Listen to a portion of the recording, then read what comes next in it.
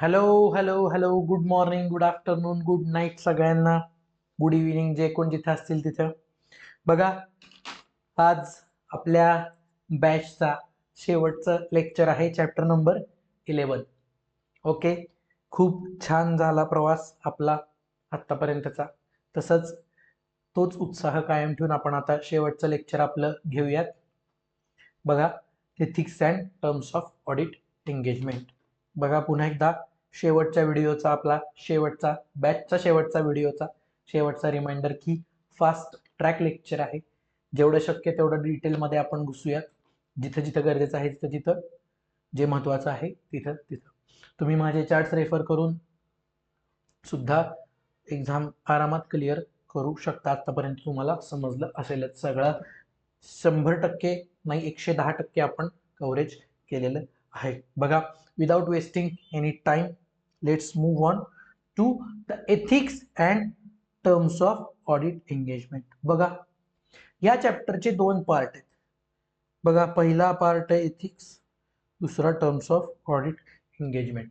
बघा, खरं तर हा चॅप्टर नंबर 1 नंतर घेतला गेला पाहिजे. मॉड्यूलमध्ये सुद्धा हा लास्ट चॅप्टर म्हणून दिलाय, पण हा टेक्निकली चॅप्टर नंबर 1 नंतर घेतला गेला पाहिजे. पण आता आपण मॉड्यूलच्या सिक्वेन्सने जातो, त्यामुळे आपण हा शेवट चॅप्टर घेणार आहोत. बघा, ह्या चॅप्टरमध्ये काय काय सांगितलेलं आहे. बघा, एथिक्स म्हणजे एक ऑडिटर, ॲज अन ऑडिटर तुम्हाला काय एथिक्स घेऊन आपल्याला आपल्या क्लायंटच्या प्रिमायसेसमध्ये आणि आपल्या ओव्हरऑल लाईफमध्ये वावरायचं आहे. आणि बिफोर स्टार्टिंग ऑडिट सुरू व्हायच्या आधी आपल्याला ऑडिटच्या काही टर्म्स अँड कंडिशन्स ठरवायच्या असतात. त्या टर्म्स ऑफ ऑडिट एंगेजमेंट कशा ठरवायच्या, कुठून ठरवायच्या आणि कसं काय काय करायचं. बघा, सो सगळ्यात पहिल्यांदा आपण पार्ट ए कडे बघूया. एथिक्स काय आहे. Ethics, what are ethics? These are moral principles governing a person's behaviour or his conduct of an activity. बघा, एथिक्स म्हणजे काय? एथिक्स म्हणजे मॉरली, म्हणजे नीतीने वागणारा माणूस. म्हणजे एखादा माणूस एखादं कार्य कसं करतो, त्याच्यामध्ये त्याची थॉट प्रोसेस काय आहे, त्यांनी एथिक्स काय काय पाळलेले आहेत, त्यांनी मॉरल काय काय आपले प्रिन्सिपल्स आपले धरून चाललेले आहेत, त्याला आपण म्हणतो ethics. Ethics, these are nothing but moral principles, a state of mind to act and perform in accordance with the moral principles. बघा, एखादी चांगली गोष्ट, बघा, चांगलं काम करण्याची थॉट प्रोसेस म्हणजे एथिक. आता एखाद्या माणसाला आपण म्हणतो बघा, हा इथिकल आहे माणूस. का? कारण त्याची तत्व स्ट्रॉंग असतात. ज्याची तत्व स्ट्रॉंग असतात तो माणूस असतो इथिकल. कोणती तत्व? मॉरल तत्व, म्हणजे नीतीने वागणारा माणूस, चांगल्या मार्गाने वागणारा माणूस, एक मॅन ऑफ ऑर्डिनरी प्रुडन्स, म्हणजे एक चांगल्या एक नीतीच्या थॉट प्रोसेसने वागणारा माणूस, दिट इज एथिकल माणूस. बघा, ethics guidance may follow principle based or rule based approach. 2 approach असतात एथिक्स मध्ये. बघा, एक प्रिन्सिपल बेस्ड अप्रोच असतो आणि एक रूल बेस्ड अप्रोच असतो. प्रिन्सिपल बेस्ड अप्रोच काय? इन स्पिरिट कंप्लायन्स, म्हणजे काय? ह्याला आपण म्हणतो सबस्टन्स ओव्हर फॉर्म.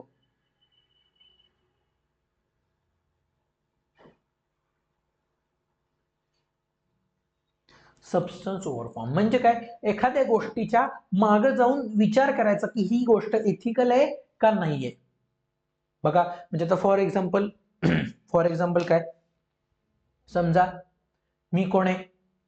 मी समजा आहे राधे भाई, सलमान भाई, आणि मी काय कमिटमेंट केली की एक बार मैंने कमिटमेंट कर दी तो मैं अपने आपकी भी नाही सुनता. म्हणजे ज्या गोष्टीला मी कमिट केलं त्या गोष्टीचा बाकी काही विचार न करता मी डायरेक्ट त्यात घुसतो. बघा, हे प्रिन्सिपल आहे. पण प्रत्येक गोष्ट ह्या कंडक्टनी तुम्ही करायला गेलात तर तुम्ही फसणार. या ठिकाणी आपल्याला काय करावं लागणार आहे? प्रिन्सिपल बेस्ड अप्रोच फॉलो करावा लागणार आहे. म्हणजे कमिटमेंट दिल्यानंतर जसं जसं मी पुढे जाईन तसं तसं मला ज्या गोष्टी सापडतील त्या दृष्टीने मी माझा इन स्पिरिट कंप्लायन्स पाहायला पाहिजे, की मी माझ्या कमिटमेंटकडे लक्ष द्यायचं का, जे योग्य आहे त्याच्याकडे लक्ष द्यायचं. लक्षात घ्या, ऑडिटरनी जे योग्य आहे त्याप्रमाणे वागायचं असतं. म्हणजे इन स्पिरिट कंप्लायन्स करायचा असतो. आणि एक असतो रूल बेस्ड अप्रोच, म्हणजे काय? Compliance of rules to follow ethics. एक असतो इन स्पिरिट कंप्लायन्स, म्हणजे आता आपल्याला घरी माहिती आहे की समजा आज आपल्या घरी भांडणं झालेली असतील. बघा, आज आपल्या घरी भांडणं झाली असतील तर मी जाऊन पुन्हा त्यांना उचकवणं, दॅट इज नॉट इथिक्स. हा इन स्पिरिट कंप्लायन्स नाहीये. बरोबर का? यासाठी मी काय करतो, समजा एखाद्या ठिकाणी भांडणं झाली असतील, माझ्या घरी समजा भांडणं झाली असतील, मी काय करतो, जातो त्यांचा मूड जरा वर करायचा प्रयत्न करतो, दॅट इज इथिक्स. किंवा एखाद्या आपल्या वयापेक्षा मोठ्या माणसाला उलट बोलू नये, हे काय इथिक्स आहे. हा नियम कुठं लिहून ठेवलाय का? हा नियम कुठं लिहून नाही ठेवलेला. That is not rule based approach, but that is a principle based approach. म्हणजे इन स्पिरिट कंप्लायन्स करायचा, मोठ्या माणसाला उलट बोलू नये. आई आपल्याला सांगते, हे कुठं लिहून ठेवलंय का? नाही लिहून ठेवलेलं. पण येथे थुंकू नका, हा काय, हा रूल आहे. मग जेव्हा माणसं इन स्पिरिट कंप्लायन्स करत नाहीत, तेव्हा आपल्याला रूल बेस्ड अप्रोच फॉलो करावा लागतो, रूल्स तयार करावे लागतात टू मेंटेन इथिक्स. बघा समजलं असेल तर ओके.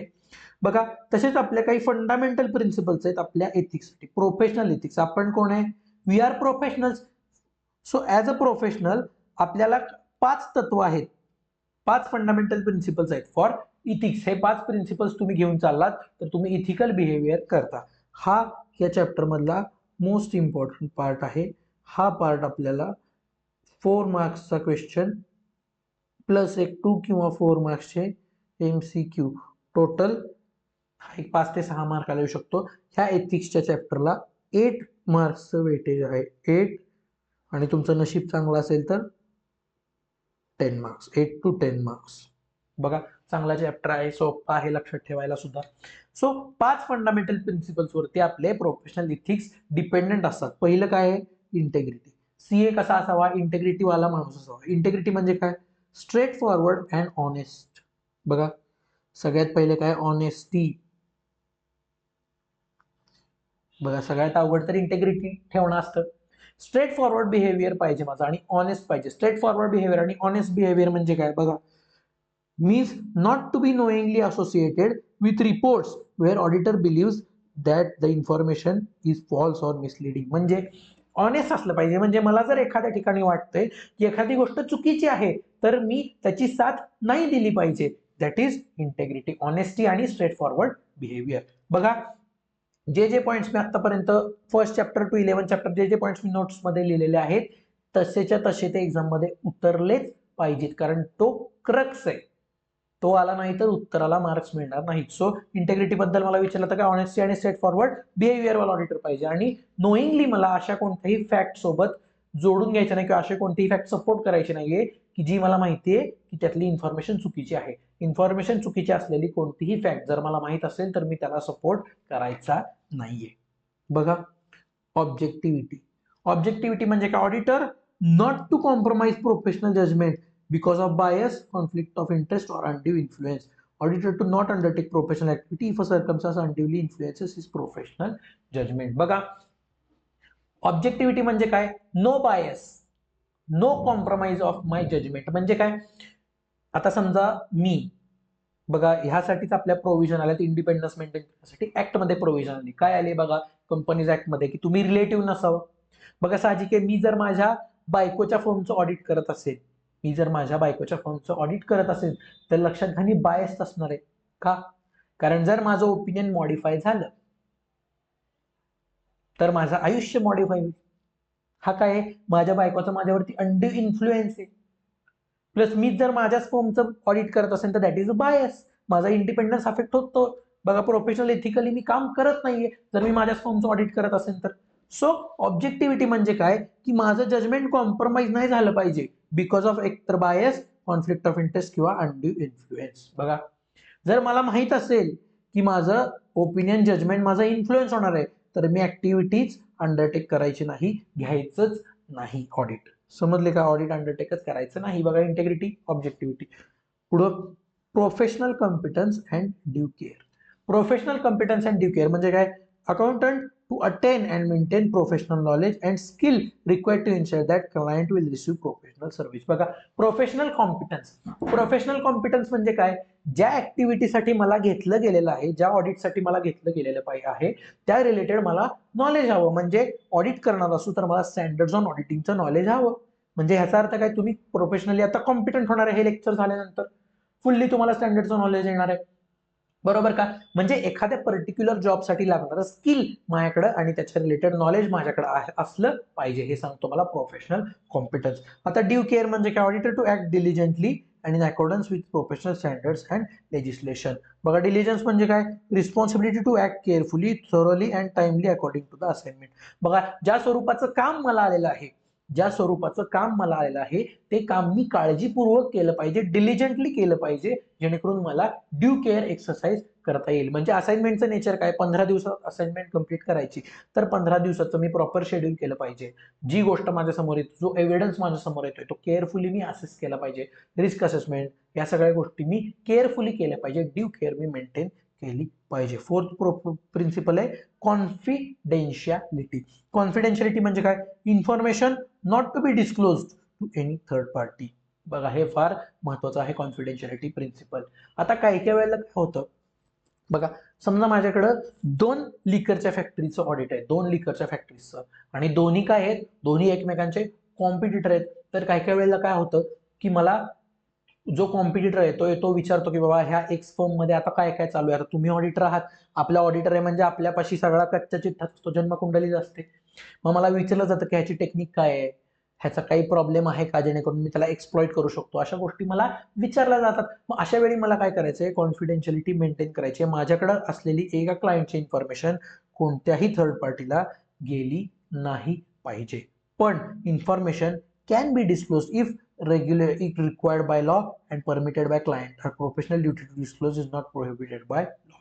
बघा जर कायदा मानत असेल, जर कायदा मागत असेल तर मात्र मला माहिती दिली पाहिजे. का, कारण लॉ विल ऑलवेज प्रिवेल. पण कायद्याला सुद्धा देताना मला क्लायंटचा कन्सेंट घेणं गरजेचं आहे, परमिटेड बाय क्लायंट. क्लायंटचा कन्सेंट असेल तर तुम्ही देऊ शकता, आणि लॉने रिक्वायर केलं तरी तुम्ही देऊ शकता, प्रोव्हाइडेड एकतर क्लायंटचा कन्सेंट पाहिजे, नाहीतर लॉनी रिक्वायर केलं पाहिजे, कारण लॉ विल ऑलवेज प्रिवेल. बघा आलं का लक्षात. Professional behaviour. Professional behaviour, accountant to comply with relevant laws and regulation and avoid any conduct that may discredit the profession. म्हणजे तुमच्या प्रोफेशनला डॅमेजिंग कोणतीही गोष्ट तुम्ही करायची नाही. बघा प्रोफेशनल बिहेवियर मध्ये काय काय गोष्टी येतात बघा. Not to engage any activity that impairs integrity objectivity of good reputation of profession. बघा म्हणजे तुमच्या प्रोफेशनला डॅमेजिंग कोणतीही गोष्ट तुम्ही करायची नाही. आता चार्टर्ड अकाउंटंट मी आहे, मी जर चार्टर्ड अकाउंटंट आहे तर मी आहे प्रोफेशनल. नॉर्मल माझ्या ड्युटीज काय आहेत, प्रोफेशनली प्रत्येक गोष्ट करणं. ह्या केसमध्ये जर मी क्लायंट सोबत इन्व्हॉल्व्ह होऊन कोणता फ्रॉडला मी माझ्या हे करत असेल, क्लायंट सोबत विलिंगली इन्व्हॉल्व्ह होत असेल आणि कोणत्या फ्रॉडला मी प्रमोट करत असेल, तो दाबायचा प्रयत्न करत असेल, तर दिस बिहेवियर इज नॉट प्रोफेशनल. किंवा वेळेवरती न येणे, वेळेवरती न येणे हा तर जगातल्या मोस्टली 90% सीएनचा हा प्रॉब्लेम आहे की ते वेळेत कोणतंही काम करत नाहीत. तर that is also unprofessional behaviour. बघा कुठं ना कुठं तरी तुमच्या प्रोफेशनला, तुमच्या चार्टर्ड अकाउंटंट किंवा institute of chartered accountants of India ह्या इन्स्टिट्यूटची आपल्या किंवा आपल्या प्रोफेशनची जी रेप्युटेशन आहे, त्या रेप्युटेशनला डॅमेजिंग कोणतंही काम तुम्ही नाही केलं पाहिजे. Accountant to comply with laws and avoid any conduct that may discredit the profession. Discredit म्हणजे टू डॅमेज द रेप्युटेशन, असं कोणतंही काम मला करायचं नाही. बघा 5 फंडामेंटल प्रिन्सिपल्स आहेत, integrity, objectivity, professional competence and due care, confidentiality आणि प्रोफेशनल बिहेवियर. मोस्ट इम्पॉर्टंट ह्या चॅप्टरमध्ये. बघा आता ऑडिटरचा इंडिपेंडन्स म्हणजे काय हे पाहिले आपण, इथिक्स. आता आपण पाहूयात इंडिपेंडन्स म्हणजे काय. इंडिपेंडन्स म्हणजे मी तुम्हाला पहिल्या लेक्चर पासून सांगितलं की ऍज अ थर्ड पार्टी आपल्याला कोणत्याही गोष्टीकडे बघायचं, की ऍज अ थर्ड पार्टी मी त्या जागी असतो तर मी काय गोष्टी केल्या असत्या. पहा इंडिपेंडन्स आता आपण महत्व पाहणार आहे, इंडिपेंडन्सचं मिनिंग पाहणार आहे. It implies that the judgment of a person is not subordinate to the wishes or discretion of another person who might have engaged him or to his own self interest. बघा independence म्हणजे काय, की माझं judgement हे कोणाही दुसऱ्या माणसामुळे influence नाही झालं पाहिजे, कोणत्याही परिस्थितीमुळे इन्फ्लुएन्स नाही झालं पाहिजे. That is independent. इंडिपेंडंट म्हणजे काय, माझं डिसिजन अफेक्ट नाही झालं पाहिजे कुठल्याही परिस्थितीमुळे. मग मे बी ज्यानं मला अपॉइंट केलं त्या माणसाच्या इच्छेनुसार सुद्धा नाही झालं पाहिजे, कुणाच्याच इच्छेनुसार नाही झालं पाहिजे. माझं जजमेंट हे एथिक्सनुसार झालं पाहिजे ऍज अ इंडिपेंडंट पर्सन. कोणालाही मी माझ्या जजमेंटमध्ये इन्व्हॉल्व्ह करून नाही घेतलं पाहिजे एक्सेप्ट माय टीम मेंबर्स, कारण that is my part of team. कोणत्याही थर्ड पार्टीच्या इन्फ्लुएन्सनुसार, कोणत्याही थर्ड पार्टीच्या इंटरेस्ट शिवाय माझं इंडिपेंडंट ओपिनियन झालं पाहिजे, माझं जजमेंट हे इंडिपेंडंट असलं पाहिजे. That is auditors independence. बघा, इंडिपेंडन्सला आता दोन प्रकारात डिवाइड केले. इंडिपेंडन्स हा दोन प्रकारचा आहे, इंडिपेंडन्स ऑफ माइंड आणि इंडिपेंडन्स इन अपिअरन्स. एकदम सोपं आहे. What is independence of mind? It is a state of mind that permits provision of opinion without being affected by influences that compromise judgment, objectivity and scepticism. बघा, state of mind म्हणजे काय? एक independence of mind आहे, म्हणजे मला अशी मानसिकता ठेवायची, अशी स्टेट ऑफ माइंड ठेवायची की माझं ओपिनियन हे कोणामुळेही अफेक्ट नाही झालं पाहिजे. That is independence of mind.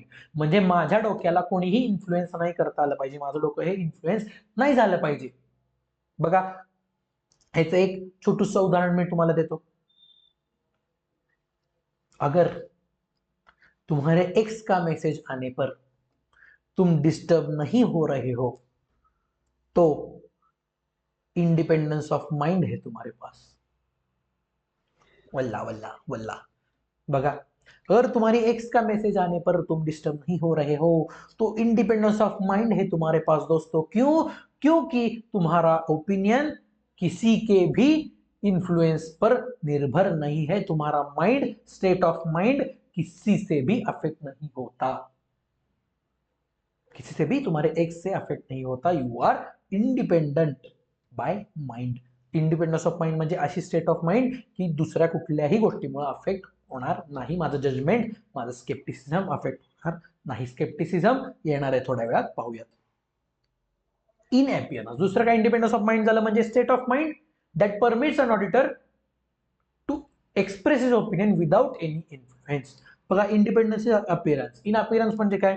Avoidance of facts and circumstances that a reasonable and informed party having knowledge of all the relevant information including safeguards would reasonably conclude that the members integrity skepticism has been compromised. बघा, थोडक्यात मी सांगतो, independence in appearance म्हणजे काय? अशी कोणतीही fact मध्ये अशा कोणत्याही गोष्टी तुम्ही इन्व्हॉल्व्ह होऊ नका ज्यामुळं कोणत्याही थर्ड पर्सनला असं वाटेल की तुमची इंटेग्रिटी, ऑब्जेक्टिव्हिटी कॉम्प्रोमाइज झालेली आहे. फॉर एक्झाम्पल, मी एका क्लायंटचं ऑडिट करत होतो. बघा, मी एका क्लायंटचं ऑडिट करत होतो. काय झालं, तिथं मी ऑडिट करत असताना मी एका ऑडिटिंगच्या रूम मध्ये बसलेलो. बघा, रूम मध्ये बाहेर बसलेलो आणि काय झालं, अचानक काय झालं, हवा यायला लागली अशी सगळीकडून, अशी कागद बिगदा उडायला लागली, मागं व्हायलिन वगैरे वाजायला लागलं आणि त्या मॅनेजमेंट मधली एक स्त्री माझ्या पुढे अशी अशी अशी करत पास झाली. बरोबर आहे का? आता काय झालं, आता तिथं अशी परिस्थिती झाली की मैंने उसको इतना देखा कि जितना देखा जा सकता था, पर इन दो आंखों से मैं कितना देख सकता था. मैंने उसे इतना देखा. काय झालं की मी असं पाहिलं. त्यानंतर काय झालं, 2 ते 3 दिवसानंतर एका थर्ड पर्सनला, म्हणजे मॅनेजमेंटमध्ये TCWG पैकी कुठल्या तरी एका माणसाला किंवा एका थर्ड पार्टीला, ती स्त्री आणि मी एका कॅफेमध्ये गप्पा मारताना दिसलो, हसताना खेळताना दिसलो, एकमेकांच्या हातात हात घालून बसलेले दिसलो. आता जेव्हा तो ॲज अ थर्ड पार्टी, जेव्हा तो युजर माझा ऑडिट रिपोर्ट वाचेल, त्याच्या बॅक ऑफ द माइंड एक गोष्ट चालू असेल की यार, मॅनेजमेंट आणि ऑडिटर मध्ये काहीतरी साटलोट आहे. लक्षात घ्या, मला कुठपर्यंत तुम्हाला न्यायचं लक्षात घ्या. म्हणजे अशा फॅक्ट्स आणि अशा सर्कमस्टान्सेस आपल्याला ड्युरिंग द ऑडिट अवॉइड करायचे, जेणेकरून कोणत्याही थर्ड पार्टीला असं वाटू नये की तुमची ऑब्जेक्टिव्हिटी, तुमची इंटेग्रिटी, तुमचा स्केप्टिसिझम हा कॉम्प्रोमाइज झालेला आहे. Independence of mind, independence of appearance समजला असेल. चला पुढे जाऊया. It is a duty of a chartered accountant. आपली ड्युटी आहे to act independent in given circumstances of a case and in no case to place himself in a position that would compromise his independence. म्हणजे मला at any cost मला independence maintain करायचा आहे आणि अशा कोणत्याही ऍक्टिव्हिटी करायच्या नाही ज्यामुळे माझा इंडिपेंडन्स कॉम्प्रोमाइज होणार आहे. समजलाय का? It is a duty. जर सर इंडिपेंडन्स कॉम्प्रोमाइज झाला तर काय? तर बाळांनो, आपली इन्स्टिट्यूट आहे की नाही आपल्याला अशी डिग्री मागे मागते आणि बार करून टाकते परमनंटली. बघा आपल्यावरती एथिक्स समजा स्टँडर्ड्स ऑन ऑडिटिंग जर फॉलो केले नाहीत, हे तुम्हाला सीए फायनल मध्ये आहे, पण स्टँडर्ड्स ऑन ऑडिटिंग जर तुम्ही फॉलो केले नाहीत, तुम्ही जर प्रोफेशनली जर तुम्ही ऍक्ट केलं नाहीत ऍज पर ऍक्ट, आता आपला चार्टर्ड अकाउंटंट्स ऍक्ट 1949 आपल्याला कोड ऑफ इथिक्स देतो, कोड ऑफ इथिक्स ज्यामध्ये नियम असतात, त्या नियमामध्ये मला प्रॅक्टिस करायची असते. जर प्रॅक्टिसिंग सी असेल तर प्रॅक्टिसचे रूल्स येतात, जॉब करणारा असेल तर जॉब्सला वेगळे येतात, ज्यांच्याकडे सीओपी नाही त्यांना वेगवेगळे रूल्स आहेत. आणि नॉर्मल कोड ऑफ कंडक्ट मध्ये म्हणजे प्रोफेशनल सोडून तुम्हाला बाकी समाजात वावरण्यासाठी सुद्धा नियम आहेत. ते नियम जर तुम्ही फॉलो केले नाहीत तर मैक्स टू मैक्स क्या हो सकता है, जेल और तुम्हारी डिग्री गायब. ओके, सो मला इंडिपेंडन्स मेंटेनच करायचा असतो. आता हा इंडिपेंडन्स तर आहे, ह्या इंडिपेंडन्सला अफेक्ट करणाऱ्या काही थ्रेट्स असतात. बघा, थ्रेट्स टू इंडिपेंडन्स हा सुद्धा प्रचंड महत्वाचा पॉइंट आहे. हा चॅप्टरच महत्वाचा आहे, तरी मी तुम्हाला सांगतोय काय काय महत्वाचं आहे. चॅप्टरच महत्वाचा आहे. काही इंडिपेंडन्सला माझ्या थ्रेट्स आहेत. आता थ्रेट्स काय, 5 प्रकारचे थ्रेट्स आहेत. सगळ्यात पहिला पाहूयात आपण सेल्फ इंटरेस्ट थ्रेट.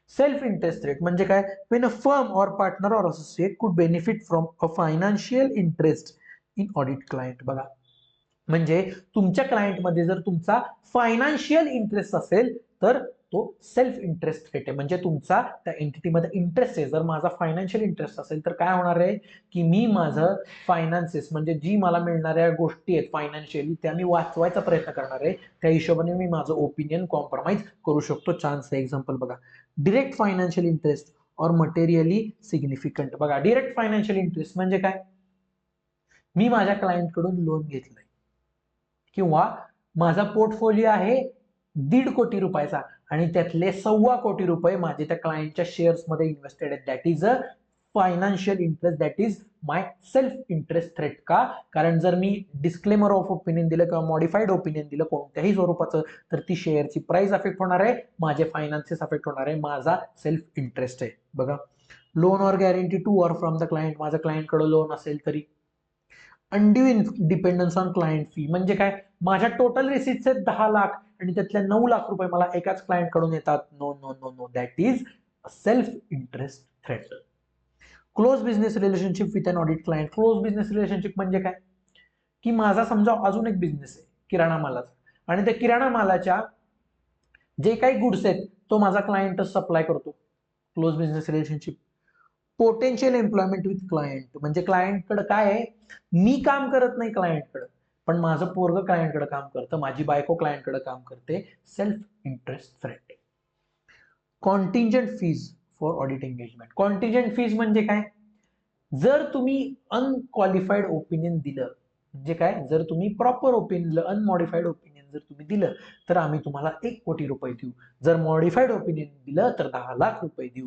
बघा, मी काय करणार आहे, माझा फायनान्शियल इंटरेस्ट डेव्हलप झाला, सेल्फ इंटरेस्ट थ्रेट माझ्या इंडिपेंडन्सला आलेला आहे. हे थ्रेट्स असतील तर हे थ्रेट्स कमी करायचा प्रयत्न करायचे आणि जर तुम्ही कमी करू शकत नसाल तर ऑडिटला नको म्हणायचं आहे आपल्याला. बघा, सेल्फ इंटरेस्ट थ्रेट समजला असेल. आता self review threat. Self review threat म्हणजे काय, occurs when during review of a judgment reached in previous audit or when member of audit team was previously director or senior employee of the client. Self review threats म्हणजे काय, मी केलेल्या कामाचाच मला review घ्यायला लागला असेल तर. बघा, मीच केलेलं काम आहे ते मी पुन्हा बघताना त्याच्यावरती जास्त भर देणार आहे का, तर नाही देणार आहे. का, कारण मीच काम केले, मी काम केले ते काय परत बघायचं. सेल्फ रिव्ह्यू थ्रेट म्हणजे काय, स्वतःच काम जर तुम्हाला पुन्हा रिव्ह्यू करायची वेळ आली तर तुम्ही ते तेवढ्या डिलिजंटली तेवढ्या केअरफुली रिव्ह्यू करणार नाहीत, असा हा थ्रेट आहे. हे कधी होतं, जेव्हा माझंच काम पुन्हा मला सुपरवाइज माझंच काम मला परत रिव्ह्यू करायचं असेल तेव्हा सेल्फ रिव्ह्यू थ्रेट येतो. किंवा मी जर डिरेक्टर एम्प्लॉई राहिलो असेल गेल्या वर्षी आणि ह्या वर्षी मी ऑडिट करणार असेल तर मला माहिती आहे की हे फायनान्शियल स्टेटमेंट्स माझ्या ऑर्डरनीच तयार झाले, ते काय परत बघायचे. Self review threat. बघा, ऍडव्होकसी थ्रेट. ऍडव्होकसी थ्रेट म्हणजे काय, occurs when auditor promotes or is perceived to promote client's opinion to a point where people may believe that objectivity is getting compromised. For example, when auditor deals with shares or securities of audit company or becomes client's advocate in litigation or third party disputes. बघा, काही वेळेला काय होतं, आपण एखाद्या गोष्टीचं audit केलं, एखाद्या क्लायंटचं ऑडिट केलं आणि त्याला जर समजा इन्कम टॅक्स ऍक्ट अंडर किंवा कोणतेही ऍक्ट अंडर लिटिगेशन्स लागले तर काय होतं, क्लायंट आपल्याला रिक्वेस्ट करतो की सर तुम्ही आमच्या वतीनं जाऊन केस लढा. आता आपण त्यांच्या वतीने जाऊन केस लढतो, याचा अर्थ काय, आपण आपल्या क्लायंटला आता वाचवायचा प्रयत्न करणार आहे. वाचवायचा प्रयत्न करणार म्हणजे काय, क्लायंटची वकिली करायचा प्रयत्न करणार आहे. मी क्लायंटची वकिली केली की माझी ऑब्जेक्टिव्हिटी कॉम्प्रोमाइज होणार. ऑब्जेक्टिव्हिटी म्हणजे काय, विदाउट एनी बायस ओपिनियन देणं ऑब्जेक्टिव्हिटी. जर मी क्लायंटला प्रमोट करत असेल, जर समजा काय झालं, मी शार्क टँक मध्ये गेलो, सो शार्क्स बरोबर, मी क्लायंटसाठी इन्व्हेस्टमेंट मागायला शार्क टँक मध्ये गेलो. आता तुम्ही मला सांगा, मला कितीही माहित असेल की क्लायंटचा बिझनेस दलिंदर आहे, तरी सुद्धा मी शार्कला असं काहीतरी सांगून हे करणार, कन्व्हिन्स करणार की शार्कनी माझ्या बिझनेसमध्ये इन्व्हेस्ट केलं पाहिजे. म्हणजे माझी ऑब्जेक्टिव्हिटी कॉम्प्रोमाइज होते. मी क्लायंटला ऍडव्होकेट करायला गेलो, क्लायंटला प्रमोट करायला गेलो, क्लायंटच्या कंडिशनला प्रमोट करायला गेलो. त्यामुळे that is my advocacy threat. तुम्ही क्लायंटचे ऍडव्होकेट व्हायला गेलात, क्लायंटची वकिली करायला गेलात, तर तुमचा इंडिपेंडन्स अफेक्ट होतो, कारण तुमची ऑब्जेक्टिव्हिटी कॉम्प्रोमाइज होते. चौथं, familiarity threat. Familiarity threat self evident and occur when auditors form relationships with client where they end up being too sympathetic to clients interest. बघा सेम आहे एग्जांपल मगाचं, मैंने उसे उसको इतना देखा, थोड्या वेळापूर्वीच एक्झाम्पल घेतलेलं मी, उसको इतना देखा की जितना देखा जा सकता था. बरोबर का. आता काय झालं, माझे क्लोज रिलेशन झाले क्लायंट सोबत किंवा क्लायंटच्या एंटिटी सोबत. बघा मागच्या वेळी तर मी मॅनेजर पटवलं होतं, समजा आता काय झालं, मॅनेजरनी माझ्यावर डोळे टाकलेले. समजा क्लायंटच्या ओनर सोबतच समजा माझी मैत्री असेल, बघा हे तर रिलेशनशिप वगैरे असे, ह्या गोष्टी तर सोडून द्या, ह्या काय जोक्स अपार्ट. पण समजा माझ्या मित्राच्या फर्मचं मी ऑडिट करत असेल, बघा end up to sympathetic close relationship with client. आता माझी क्लायंट सोबत रिलेशनशिप आहे, मी फ्रेंड आहे त्याचा, मग माझ्या मित्राच्या फर्मचं ऑडिट करताना त्यात काही घोळ सापडले तर चान्स असतो की माझी ऑब्जेक्टिव्हिटी कॉम्प्रोमाइज होणार. Example, close relative of the team working in a senior position. बघा समजा माझ्या टीम मध्ये एक जण आहे, त्याचा भाऊ किंवा त्याचा काका, त्याचे वडील या फर्म मध्ये डिरेक्टर आहेत. पहा अशा वेळी काय होणार आहे की इन्फ्लुएन्स होणार आहे, फॅमिलियरिटी थ्रेट आला का, कारण मी फॅमिलियर झालो आता. बरोबर आहे का, मी दोस्तीत आलो, त्याच्या दोस्तीत मला क्लायंटचा यायचं नाहीये, प्रोफेशनलिझम मेंटेन करायचं. Farmer partner of a firm being director और सिनियर एम्प्लॉई ऑफ क्लायंट. काय झालं, आमची सीएची पार्टनरशिप फर्म होती, त्यातला एक पार्टनर गेल्या वर्षी सोडून गेला आणि मी ज्या एंटिटीचं ऑडिट करणार आहे त्या एंटिटीच्या ऑडिटमध्ये मला असं लक्षात आलं की तो आता माझ्या क्लायंटचा डिरेक्टर झालाय, एम्प्लॉई झालाय. बघा आता फॅमिलियारिटी, कारण माझा पार्टनर होता तो, माझी त्याची ओळख आहे. Familiarity. Long association between auditor and client. बघा 25 वर्ष झालं मी एकाच माणसाचं ऑडिट करतोय, लक्षात घ्या, मला त्याचं सगळं माहिती आहे, त्याच्या पिढ्याचं सगळं माहिती आहे मला. याचा अर्थ काय, मी खूप क्लोज झालोय आता त्याच्याशी. आणि अशा वेळी काय होतं, क्लोज बिझनेस रिलेशनशिप झाले, लॉंग टर्म रिलेशन झाले तुमच्या क्लायंट सोबत, तर तुम्ही काय काय वेळेला क्लायंटचा बिझनेस हा स्वतःचाच बिझनेस आहे या दृष्टीने विचार करायला लागता. इंडिपेंडन्स कॉम्प्रोमाइज होतो. Accepting gift from client. बघा काय झालं, मी ऑडिटला सुरुवात केली आणि दुसऱ्या दिवशी क्लायंट काय केलं, एक मर्सिडीज माझ्या दारात पाठवली की तू भी क्या याद रखेगा म्हणून. हे जर गिफ्ट मी घेतलं तर मी मॉरली काय झालो, इनडेटेड झालो त्या माणसाला. म्हणजे जर लक्षात घ्या, जर एखादा माणूस विदाउट एनी थिंग हॅपन तुम्हाला गिफ्ट देत असेल तर त्यामागं त्याचं काहीतरी इंटेन्शन असतं. When you get anything in free you are the product. लक्षात ठेवायचे आपल्याला, गिफ्ट ऍक्सेप्ट करायचे नाहीयेत, कितीही सुंदर क्लायंट असला किंवा असली तरी सुद्धा. Remedy by companies act, rotation. बघा हा फॅमिलियरिटी थ्रेट कमी व्हावा, म्हणजे क्लायंट सोबतची दोस्ती तुमची कमी व्हावी, म्हणून कंपनीज ऍक्टनी काय केलंय, रोटेशनच्या प्रोव्हिजन आणलेत. म्हणजे जर इंडिव्हिज्युअल असेल तर 1 टर्म ऑफ 5 कॉन्झिक्युटिव्ह इयर्सच मी ऑडिट करू शकतो, त्यानंतर 5 इयर्सचं मला कुलिंग लागतं. जर मी फर्म असेल तर 2 टर्म्स ऑफ 5 कॉन्झिक्युटिव्ह इयर्सच मी त्याचं ऑडिट करू शकतो, त्यानंतर मला पुन्हा 1 टर्मचं मला कुलिंग लागतं, म्हणजे पुन्हा 5 वर्ष मी त्याचं ऑडिट करू शकत नाही. फॅमिलियरिटी थ्रेट. आणि लास्ट, इंटिमिडेशन थ्रेट.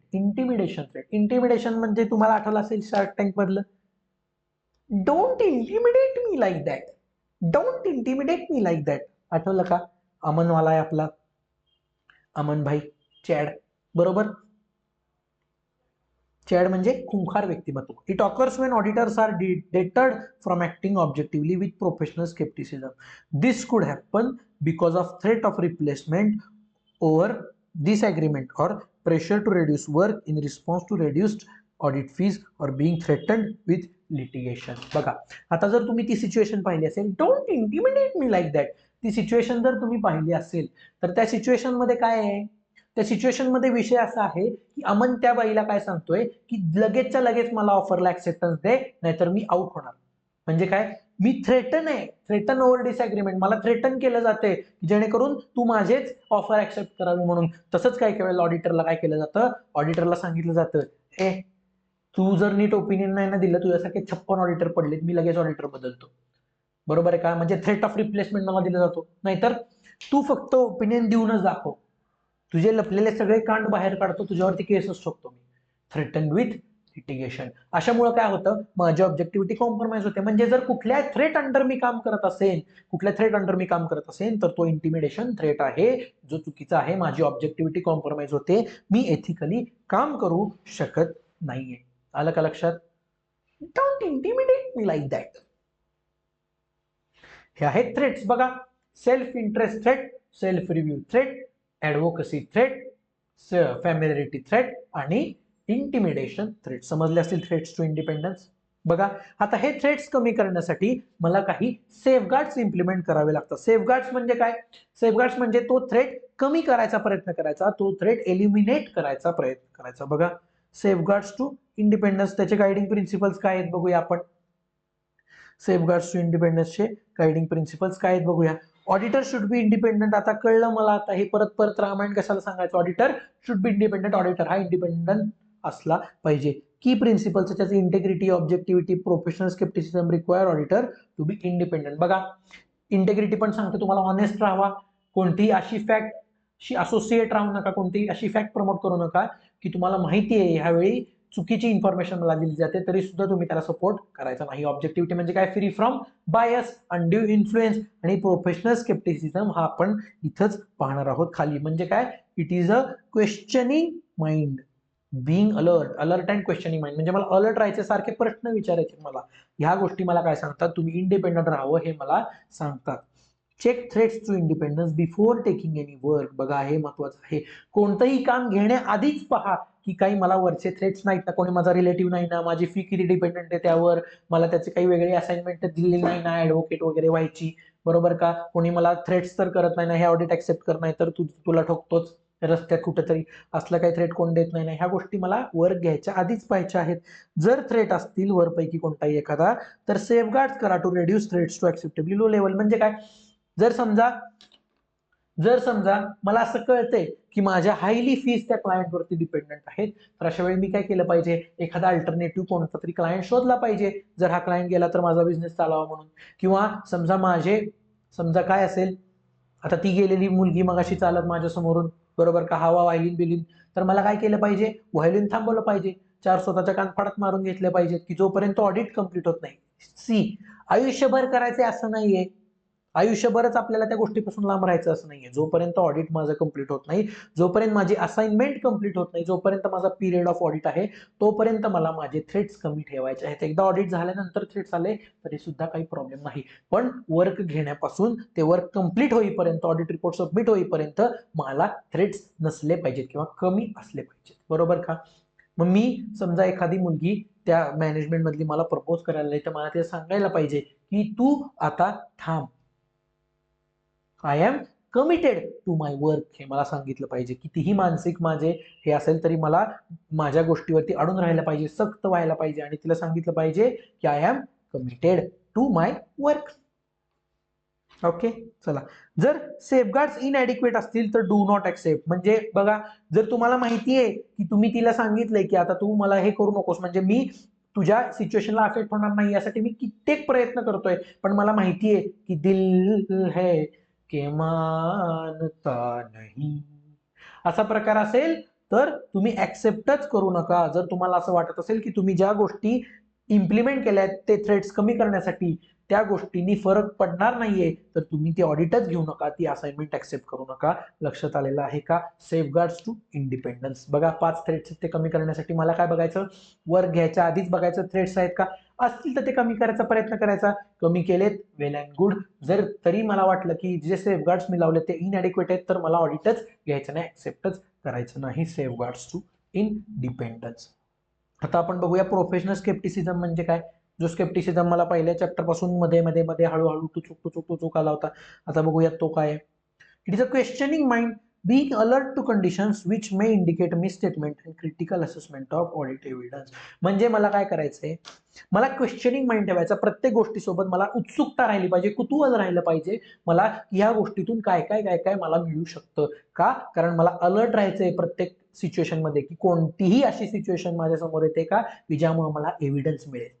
मला एव्हिडन्स मिळेल अशी सिच्युएशन समोर येते का हे मला कॉन्स्टंटली बघायचंय, अलर्ट राहायचंय, क्वेश्चनिंग माइंडसेट मला ठेवायचं आहे. Examples where it is needed. बघा कुठं कुठं स्केप्टिसिझम लागतो हे सुद्धा इम्पॉर्टंट आहे. पास्ट पेपर्स मध्ये हा प्रश्न विचारला गेला आहे की कुठं कुठं स्केप्टिसिझम लागतो आणि व्हॉट इज स्केप्टिसिझम. हा एक 4 मार्क्सला क्वेश्चन येऊन गेलेला आहे. बघा examples where it is needed, कुठं कुठं मला स्केप्टिसिझम लागतं. Audit evidence contradicting other evidences. बघा जर एखादा एव्हिडन्स असा आला असेल की जो बाकी एव्हिडन्सच्या विरोधात मला काही गोष्टी कन्क्लूड करतोय, म्हणजे बाकीमधून आलेले रिझल्ट आणि एकातून आलेले रिझल्ट हे वेगवेगळे असतील तर मला क्वेश्चनिंग माइंडसेट केला पाहिजे की हे का वेगळे येत आहेत, ह्यामागं कारण काय हे शोधायचा मी प्रयत्न केला पाहिजे, अलर्ट राहिलं पाहिजे. Information questioning reliability of documents. बघा अशी इन्फॉर्मेशन मला मिळेल की ज्यामुळे माझ्या हातात असलेले डॉक्युमेंट्स हे आता रिलायबल आहेत का नाही, हा मला प्रश्न पडलाय. तर अशा केसमध्ये सुद्धा मला क्वेश्चनिंग राहिलं पाहिजे की माझी रिलायबिलिटी का अफेक्ट होतीये, मला त्याच्या एखाद्या गोष्टीच्या मागे जायचा प्रयत्न केला पाहिजे. पण हे करताना मला लक्षात काय ठेवायचंय की माझा इंडिपेंडन्स मेंटेन व्हायला पाहिजे आणि audit is different than investigation, या गोष्टी मला लक्षात ठेवल्या पाहिजेत. Possible fraud indication. जर मला एका ठिकाणी फ्रॉड होईल असं वाटत असेल तर मला क्वेश्चनिंग सारखं अलर्ट राहिलं पाहिजे की कुठं मला फ्रॉडचे सर्कमस्टान्सेस दिसत आहेत का. Circumstances suggesting need for additional audit procedures. बघा कुठं कुठं मला सॅटिस्फॅक्शन मेंटली मिळत नसेल की आता मला अजून ऑडिट प्रोसिजर्स एका गोष्टीला चेकिंगसाठी लावायच्या असतील तर तिथं सुद्धा मला अलर्ट राहिलं पाहिजे, क्वेश्चनिंग केलं पाहिजे की कोणकोणत्या प्रोसिजर्स लावायच्या, कोणत्या कोणत्या एरियात लावायच्या, का लावायच्या, ह्या गोष्टी सुद्धा मला विचारत राहिलं पाहिजे. बघा अनदर इम्पॉर्टंट पॉईंट की स्केप्टिसिझम मुळे कोणत्या रिस्क कमी होतात. स्केप्टिसिझम आता हे अलर्ट राहिल्यामुळं, क्वेश्चनिंग राहिल्यामुळं माझ्या कोणत्या रिस्क कमी होतात. तर बघा ओव्हरलुकिंग अनयुज्युअल सर्कमस्टान्सेस. बघा कोणती अनयुज्युअल गोष्ट आहे, म्हणजे नॉर्मल बिझनेसमध्ये अशी गोष्ट होत नाही, अशी काही गोष्ट त्या ड्युरिंग द इयर झाली असेल तर ती निग्लेक्ट होत नाही का, कारण मी अलर्ट असतो. प्रत्येक ठिकाणी मी पाहत असतो की इथं काही वेगळं आहे का, काही वेगळं आहे का, काही वेगळं आहे का. मग हे पाहत राहिल्यामुळे काय होतं, काही वेगळ्या गोष्टी असतील तर त्या वेगळ्या गोष्टी माझ्या डोक्यात लगेच येतात. ओव्हरलुकिंगची रिस्क कमी होते. ओव्हरलुक म्हणजे काय की त्याला इग्नोर होणं, एखादी गोष्ट इग्नोर होण्याची रिस्क कमी होते. Over generalising conclusions. Over generalising conclusions म्हणजे काय, all men are the same. सर्व मुले सारखीच असतात. हे काय ओव्हर जनरलायझिंग कन्क्लुजन आहे. बघा ही रिस्क स्केप्टिसिझम न कमी होते. स्केप्टिसिझम म्हणजे काय, क्वेश्चनिंग माइंडसेट. सगळी मुले सारखी आहेत, पण सगळी मुले सारखी आहेत का हे मला पाहिलं पाहिजे, तरच माझं कन्क्लुजन काय होणार, ओव्हर जनरलायझिंग होणार नाहीये. एक माणूस चुकीचा मिळाला म्हणून सगळं जग चुकीचं होत नाही. बघा हा ऑडिट सोबत फिलॉसॉफीचं सुद्धा लेक्चर आहे म्हणून हे शेवट ठेवलेलं आहे. बघा काय काय वेळेला काय होतं, एका गोष्टीतनं मला एव्हिडन्स मिळतो, त्यामुळे मी तो जर एव्हिडन्स चुकीचा मिळाला तर मी काय कन्क्लूड करतो की सगळे फायनान्शियल स्टेटमेंटच चुकीचे आहेत. That is not right. हे ओव्हर जनरलायझिंग झालं. तुम्हाला प्रत्येक गोष्ट थरो चेकिंग करूनच ठरवलं पाहिजे, ज्यामुळे तुमचं ओपिनियन हे ओव्हर जनरलायझिंग होणार नाही. यासाठी मला काय केलं पाहिजे, अलर्ट राहिलं पाहिजे, क्वेश्चनिंग केलं पाहिजे की बाबा ह्यातून ठीक आहे चुकीची माहिती मला मिळाली, दुसऱ्या ठिकाणून काही मिळते का बघूया. हे काय, it is a questioning mindset, it is an alert situation आणि inappropriate assumptions in determining NT of procedures and evaluating results. बघा जर तुम्ही अलर्ट असाल तर तुम्हाला हळूहळू जसं जसं ऑडिट पुढे जाईल तसं तसं तुम्हाला कळून चुकेल की ज्या आपण प्लॅनिंगच्या वेळी प्रोसिजर्स केल्या होत्या त्या रिवाइज करायची गरज आहे का, ज्यामुळे काय रिस्क कमी होते. जर समजा रिवाइज करायची गरज असेल तर तुम्ही वापरलेले अझम्पशन्स समजा काही चुकीचे असतील तर ते अझम्पशन्स मला करेक्ट करता येतात. ह्या गोष्टी माझ्या प्रोफेशनल स्केप्टिसिझममुळे मला अवॉइड करता येतात. कोणकोणत्या, ओव्हरलुकिंग अनयुज्युअल सिच्युएशन्स, त्याच्यानंतर over generalising conclusions and in case of inappropriate assumptions in determining NTE of audit procedures. NTE nature, timing, extend. Nature म्हणजे काय, कोणती ऑडिट प्रोसिजर इम्प्लिमेंट करायची, टायमिंग कधी इम्प्लिमेंट करायची, आणि एक्सटेंड किती वेळ इम्प्लिमेंट करायची, कितपत इम्प्लिमेंट करायची. ह्या गोष्टी, चुकीच्या ॲझम्पशन्स घेण्याच्या गोष्टी माझ्या स्केप्टिसिझममुळे कमी होतात, सप्रेस होतात. आलं का लक्षात? सो ह्या गोष्टी आहेत इंडिपेंडन्सच्या.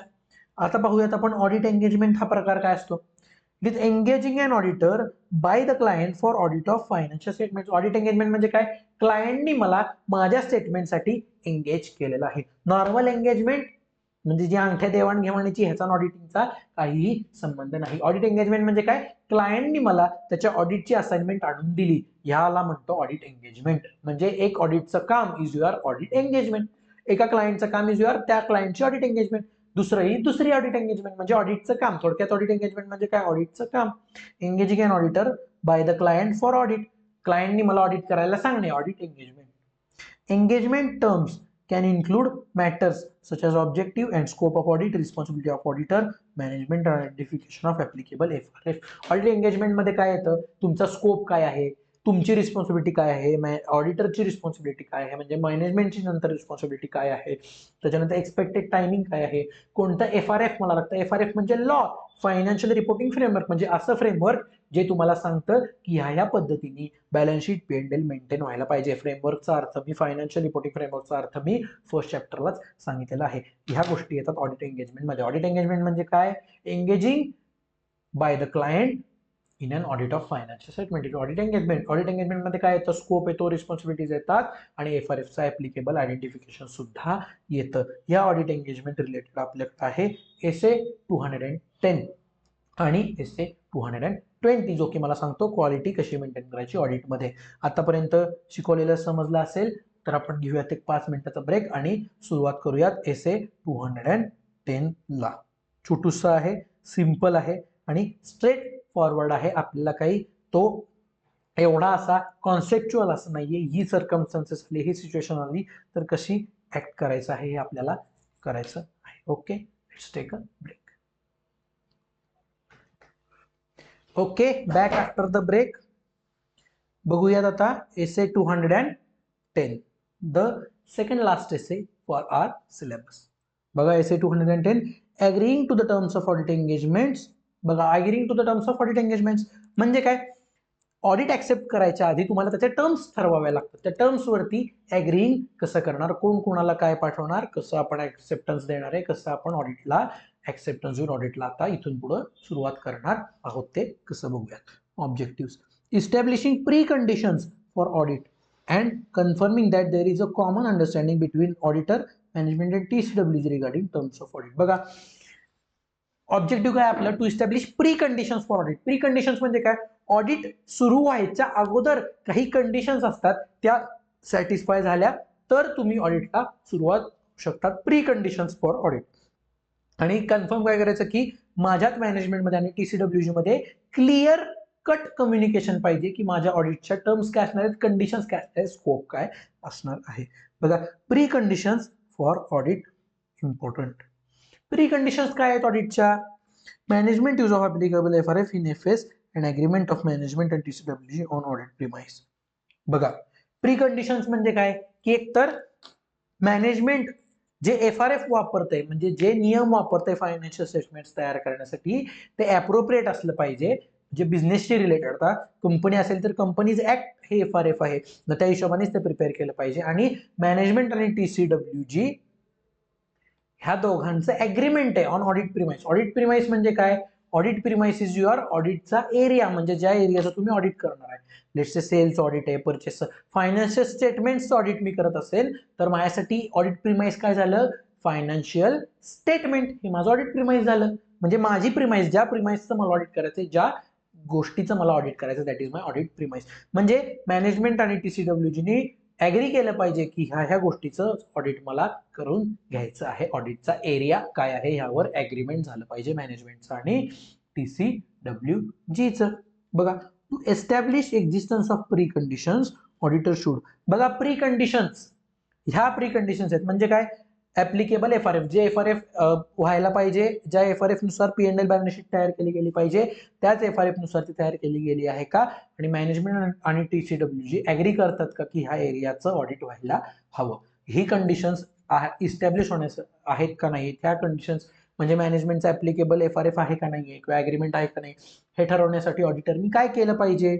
बघा, check whether FRF is acceptable, म्हणजे ज्या बेसिसवरती बॅलन्स शीट पीएनएल तयार होते, ज्या बेसिसवरती फायनान्शियल स्टेटमेंट्स तयार होत आहेत ते बेसिस अप्रोप्रिएट आहे का नाही हे मला पाहायचं आहे. आणि obtain agreement from management that it understand the responsibility of. बघा, मॅनेजमेंट कडून एक अग्रीमेंट करून घ्या, मॅनेजमेंट कडून लेखी घ्या की मॅनेजमेंटला समजतं की त्याच्या जबाबदाऱ्या आहेत. कोणकोणत्या जबाबदाऱ्या आहेत मॅनेजमेंटच्या. Preparation of FS as per FRF, FRF नुसार मॅनेजमेंट ची जबाबदारी आहे फायनान्शियल स्टेटमेंट तयार करणं, हे लिहून घ्या. इंटरनल कंट्रोल इम्प्लिमेंट करणं ही मॅनेजमेंटची जबाबदारी आहे, हे पण लिहून घ्या. आणि ऑडिटरला खालच्या गोष्टी देणं, कोणकोणत्या गोष्टी देणं, विथ ऑल इन्फॉर्मेशन ऍक्सेस, सगळे इन्फॉर्मेशन ऑडिटरला देणं ही मॅनेजमेंटची जबाबदारी आहे. काही ऍडिशनल इन्फॉर्मेशन मी जी मागेन ती देणं, ऑडिटरला देणं ही मॅनेजमेंटची रिस्पॉन्सिबिलिटी आहे. आणि unrestricted access to persons within the entity, म्हणजे माझ्या एंटिटीच्या मध्ये जेवढे केवढे लोक आहेत त्या सर्वांना ऍक्सेस करणं, सर्वांना कम्युनिकेट करण्याची जबाबदारी, ऑडिटरला कम्युनिकेट करून देण्याची जबाबदारी मॅनेजमेंटची आहे. सो बघा, दोनच गोष्टी मला चेक करायच्या प्री कंडिशनसाठी. मॅनेजमेंट कडून हे एक काय करायला लागणार आहे, एफआरएफ ऍक्सेप्टेबल आहे का बघणं, एफआरएफ ऍक्सेप्टेबल असेल ते बघणं, आणि मॅनेजमेंट कडून रिटर्न घ्यायचं की काय मॅनेजमेंटला माहिती आहे त्यांची responsibility of preparation of FS as per FRF, त्याच्यानंतर इम्प्लिमेंटिंग इंटरनल कंट्रोल आणि providing auditor with all information, additional information आणि unrestricted access to persons within the entity. ह्या आहेत प्री कंडिशन्स फॉर ऑडिट, हे मला बघायचंय. त्यानंतर पुढे काय, अग्रीमेंट ऑन एंगेजमेंट टर्म्स. आता बघा, ज्या ऑडिटच्या टर्म्स आहेत आपल्या ऑब्जेक्टिव्ह काय होतं, क्लिअर टर्म्स पाहिजेत. मग त्या क्लिअर टर्म्स कुठल्या फॉर्म्स मध्ये येतात बघा, थ्रू एंगेजमेंट लेटर. बघा, एक एंगेजमेंटचं लेटर म्हणजे एंगेजमेंट, ऑडिट एंगेजमेंटचं एक लेटर असतं. त्या लेटरमध्ये ठरवलं जातं की अग्रीमेंटच्या टर्म्स काय असणार आहेत, रिस्पॉन्सिबिलिटीज काय असणार आहेत. That must be in writing, हे एंगेजमेंट लेटर ज्यामध्ये टर्म्स अँड कंडिशन्स दिलेले असतात, दॅट मस्ट बी रायटिंग आणि should be agreed upon bye auditor, management and TCWG. जे एंगेजमेंट लेटर आहे हे एंगेजमेंट लेटर ऑडिटर, मॅनेजमेंट आणि टीसीडब्ल्यूजी तिघांनीही ऍग्री केलं पाहिजे. लक्षात येते का, जर ते ऍग्री केलेलं असेल तरच ते एंगेजमेंट लेटर व्हॅलिड होणार आहे, म्हणजे क्लिअर कट कम्युनिकेशन राहणार आहे. बघा, आता एंगेजमेंट लेटर मध्ये काय काय गोष्टी असल्या पाहिजेत बघा. Nature and scope of audit, nature and scope of audit, माझ्या ऑडिटचं नेचर काय, स्कोप काय आहे, ऑडिटरची रिस्पॉन्सिबिलिटी काय, मॅनेजमेंटची रिस्पॉन्सिबिलिटी काय, ऍप्लिकेबल एफआरएफ कोणता आहे, कंपनी असेल तर कंपनीज ऍक्ट 2013 आहे, reference to expected reports and formats and statements that may change as per changing circumstances, म्हणजे की जो रिपोर्ट, ऑडिट रिपोर्ट जो एक्सपेक्टेड आहे त्याचा फॉर्मॅट काय असणार आहे, कोणत्या स्वरूपाचा असणार आहे, आणि ही फॅक्ट की जसे सर्कमस्टान्सेस बदलतील तसे हे जे फॉर्मॅट सॅम्पलचे आम्ही दिले ते सॅम्पल फॉर्मॅट सुद्धा बदलू शकतात, या गोष्टी मला पाहिजे. बघा, रेफरन्स टू एक्सपेक्टेड फॉर्म्स आणि फॉर्मॅट्स आणि ते चेंजिंग सर्कमस्टान्सेस नुसार बदलू शकतील, ही फॅक्ट माझ्या एंगेजमेंट लेटर मध्ये हवी आहे. If preconditions are not present, म्हणजे काय, मॅनेजमेंट अग्री करत नाहीये एफआरएफ वरती, मॅनेजमेंट टीसीडब्ल्यूजी ला प्रीमाइसेस बद्दल अग्रीमेंट नाहीये. If preconditions are not present, discuss the matter with management unless required by law, auditor to not accept.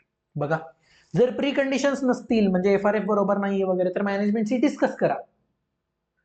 बघा, आणि unless required by law, auditor to not accept. बघा, preconditions नसतील तर accept करू नका, किंवा if FRF is unacceptable or management has not obtain regarding preconditions of audit, management agreement not obtain. बघा, थोडक्यात वरच्या दोन गोष्टी होत्या, एफआरएफ ऍक्सेप्टेबल आहे ही गोष्ट नसेल किंवा मॅनेजमेंट कडनं ते अग्रीमेंट घेतलं नाही की त्या तीन responsibilities, providing auditor with all access, additional access to persons, त्याच्यानंतर responsibility for preparation of FS, internal control, ह्या गोष्टी जर मॅनेजमेंटने दिल्या नाहीत किंवा एफआरएफ ऍक्सेप्टेबल नसेल तर एंगेजमेंट ऍक्सेप्टच करू नका. बाकी गोष्टी काही असतील तर त्या मॅनेजमेंटशी डिस्कस करून त्या एलिमिनेट करायचा प्रयत्न करा.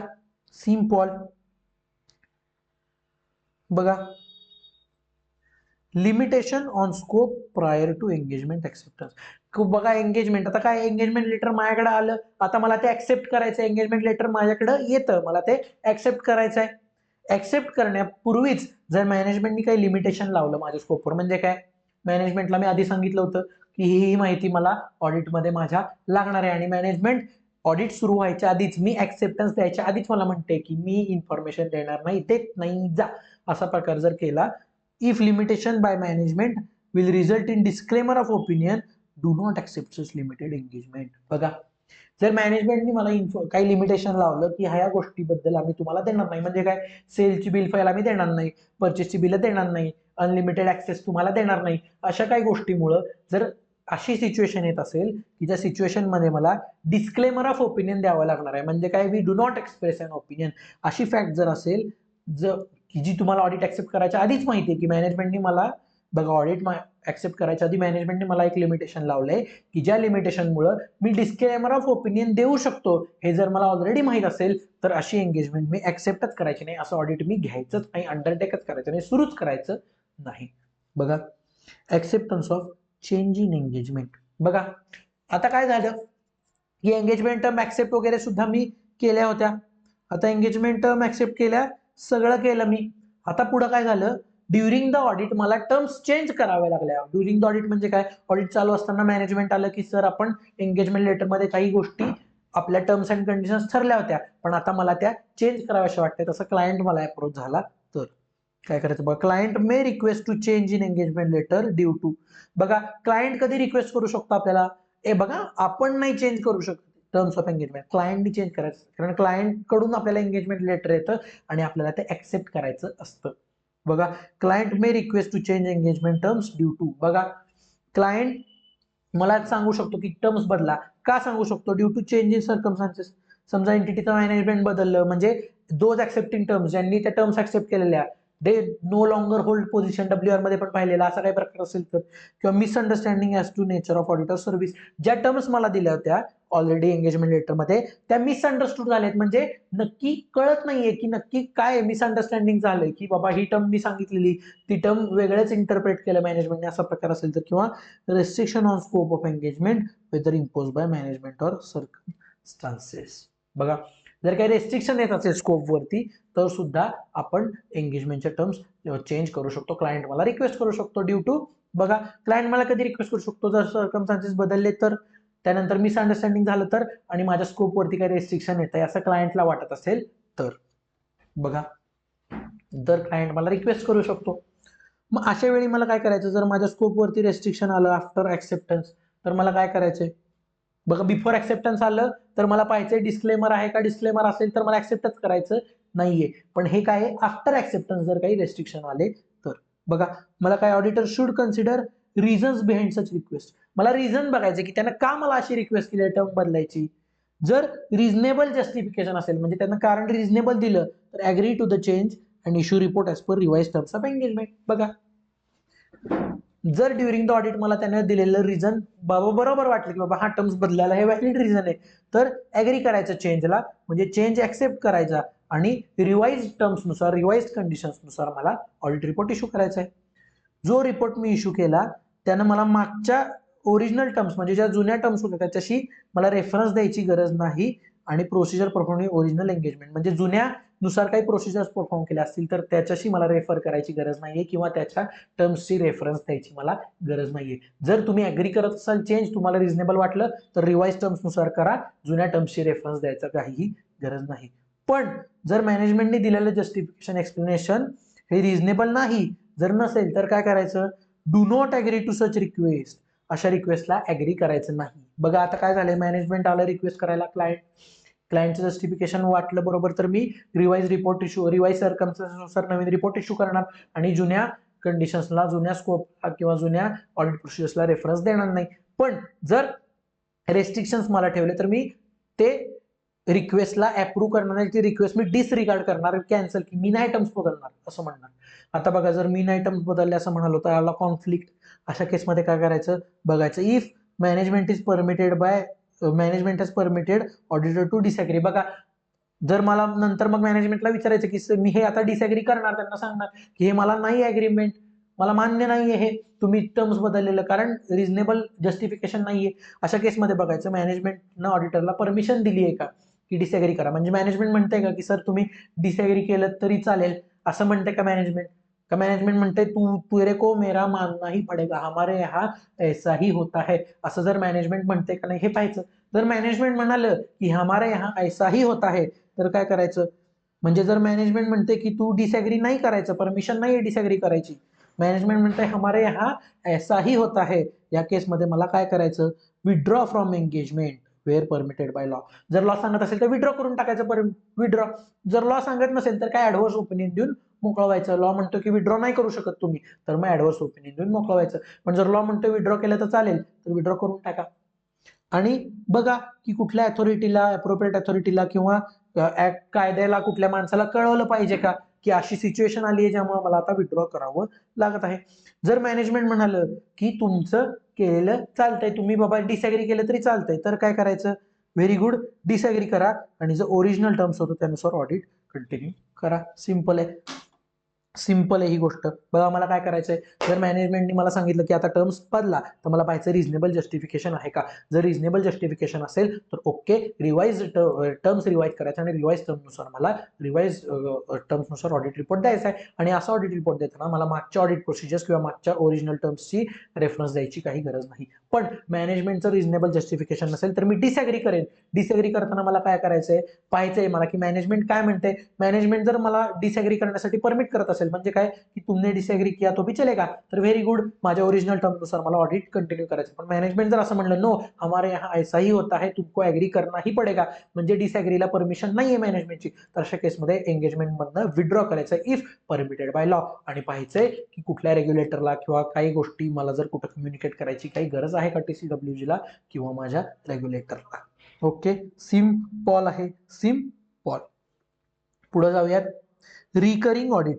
रिकरिंग ऑडिट म्हणजे काय? मागच्या वर्षीचं ऑडिटर पण मीच आहे, आता तेच ऑडिट मी पुन्हा पुढच्या वर्षी पण माझंच ऑडिट मीच कंटिन्यू करत आहे. मागच्या वर्षी ऑडिटर सेम होतो, पुढच्या वर्षी सुद्धा मी ऑडिट मीच कंटिन्यू करत आहे. हे पण आहे इम्पॉर्टंट, हे पण आहे. हा चॅप्टरच पूर्ण आहे इम्पॉर्टंट. 8 to 10 मार्क्स मी मगाशी सांगितलेलं होतं. आता पहा, जर रिकरिंग ऑडिट असेल म्हणजे काय, तेच ऑडिट मी आता पुढच्या वर्षी पण मीच ऑडिटर आहे, तर no need to issue separate engagement letter. बघा काही गरज नाही सेपरेट एंगेजमेंट द्यायची, कारण काय ऑडिटर पण मीच आहे, टर्म्स पण त्याच आहेत, कंडिशन्स पण त्याच आहेत. For each recurring audit except in circumstances in which it is appropriate to change or revise terms, existing terms. बघा जर तुम्हाला गरज वाटत असेल टर्म्स रिवाइज करायची किंवा चेंज करायची, तरच सेपरेटली एंगेजमेंट लेटर द्या, नाहीतर तुम्हाला रिकरिंग ऑडिटला सेपरेट एंगेजमेंट लेटर द्यायची गरज नाही. आता पाहूयात कोणकोणते सर्कमस्टान्सेस आहेत की ज्यामध्ये मला टर्म्स रिवाइज करायला लागू शकतात, म्हणजे सेपरेट एंगेजमेंट लेटर इश्यू करायला लागू शकतं. जर टर्म्स मध्ये चेंज नसेल तर काही एंगेजमेंट लेटर इश्यू करू नका. जर तुम्हाला असं वाटत असेल की टर्म्स आता चेंज करायची गरज आहे, तर मात्र सेपरेट एंगेजमेंट लेटर प्रत्येक ऑडिट पिरियडला मला द्यावं लागणार आहे. असे कोणते सर्कमस्टान्सेस आहेत ज्यामुळे मला सेपरेट लेटर द्यायची गरज वाटू शकते, टर्म्स बदलायची गरज वाटू शकते? तर बघा, entity misunderstanding, nature and scope of audit.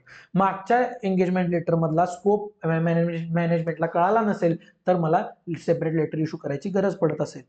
Revise of special terms of audit engagement. बघा एंगेजमेंटच्या टर्म्स म्हणजे माझ्या ऑडिटच्या टर्म्सच रिवाइज झाल्या. काय झालं, नवीन एखादा एरिया बिझनेसचा डेव्हलप झाला किंवा हा बिझनेसच बंद करायचा ठरवला, ह्या काय मेजर चेंज आहे बिझनेसमध्ये.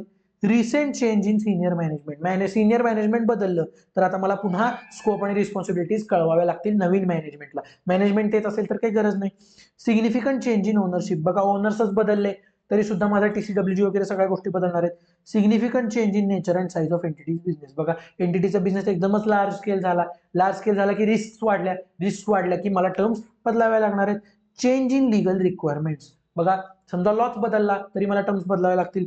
चेंज इन FRF, समजा शेड्यूल 3 कंपनीज ऍक्टच्या शेड्यूल 3 टाईप मॅनेजमेंट, जर शेड्यूल 3 पाहिलं बदललं म्हणजे लॉनी सांगितलं की आता बॅलन्स शीट वेगवेगळ्या दृष्टीने प्रिपेअर करा, बॅलन्स शीट मध्ये चेंज झालाय तरी सुद्धा मला फॉर्मॅट्स बदलले तरी सुद्धा मला सांगावं लागणार आहे. Change in other reporting requirements म्हणजे माझा एसे जर बदलला, एखादा एसेनं मला 4 गोष्टी नवीन सांगितल्या, रिपोर्टिंग रिक्वायरमेंट म्हणजे ऍक्ट मला सांगतोय की कारोसोबत अजून एखादा रिपोर्ट द्या, अशी काही सिच्युएशन आली तरी मला एंगेजमेंटच्या टर्म्स बदलायच्या आहेत. थोडक्यात काय, काही जरी चेंज असेल तरी मला एंगेजमेंट टर्म्स बदलायच्या आहेत. जर काही चेंज नसेल किंवा चेंजची गरज वाटत नसेल तर मग मला सेपरेट एंगेजमेंट लेटर इश्यू करायची गरज नाही. लक्षात येते का? सिंपल. समजलंय का? Okay, let's take 5 minutes break आणि वळूयात आपण लास्ट चॅप्टरकडे. आपल्या लास्ट पॉइंटकडे संपत आलेला आहे आता SQC1 आणि SA220. ओके, घेऊयात एक 5 मिनिटाचा break. Okay, back after the break. आता तुम्हाला हा प्रश्न पडला असेल की हे एंगेजमेंट लेटर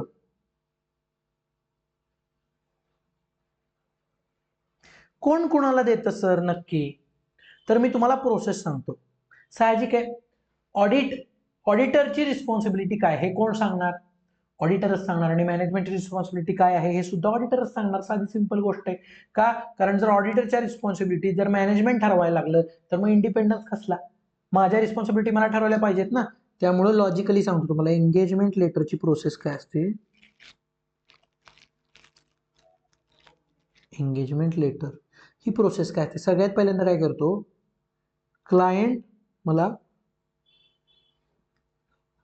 सगळ्यात पहिल्यांदा मी सांगतो तुम्हाला काय असतं. क्लायंट ऑडिटरला अप्रोच करतो. Client approaches auditor.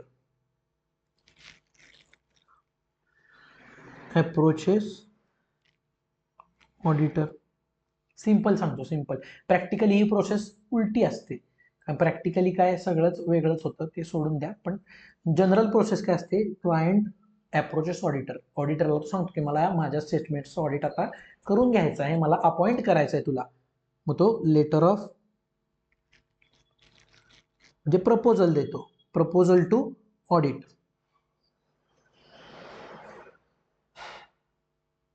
बघा, लेटर ऑफ प्रपोजल देतो तो मला, किंवा लेटर ऑफ अपॉइंटमेंट देतो. पहा, लेटर ऑफ अपॉइंटमेंट तो देतो मला की आम्ही तुम्हाला ॲज अन ऑडिटर अपॉइंट करणार आहोत. त्यावर ऑडिटर काय करतो, ऑडिटर तयार करतो एंगेजमेंट लेटर. ऑडिटर तयार करतो एंगेजमेंट लेटर आणि ते देतो क्लायंटला. आणि ऑडिटर आणि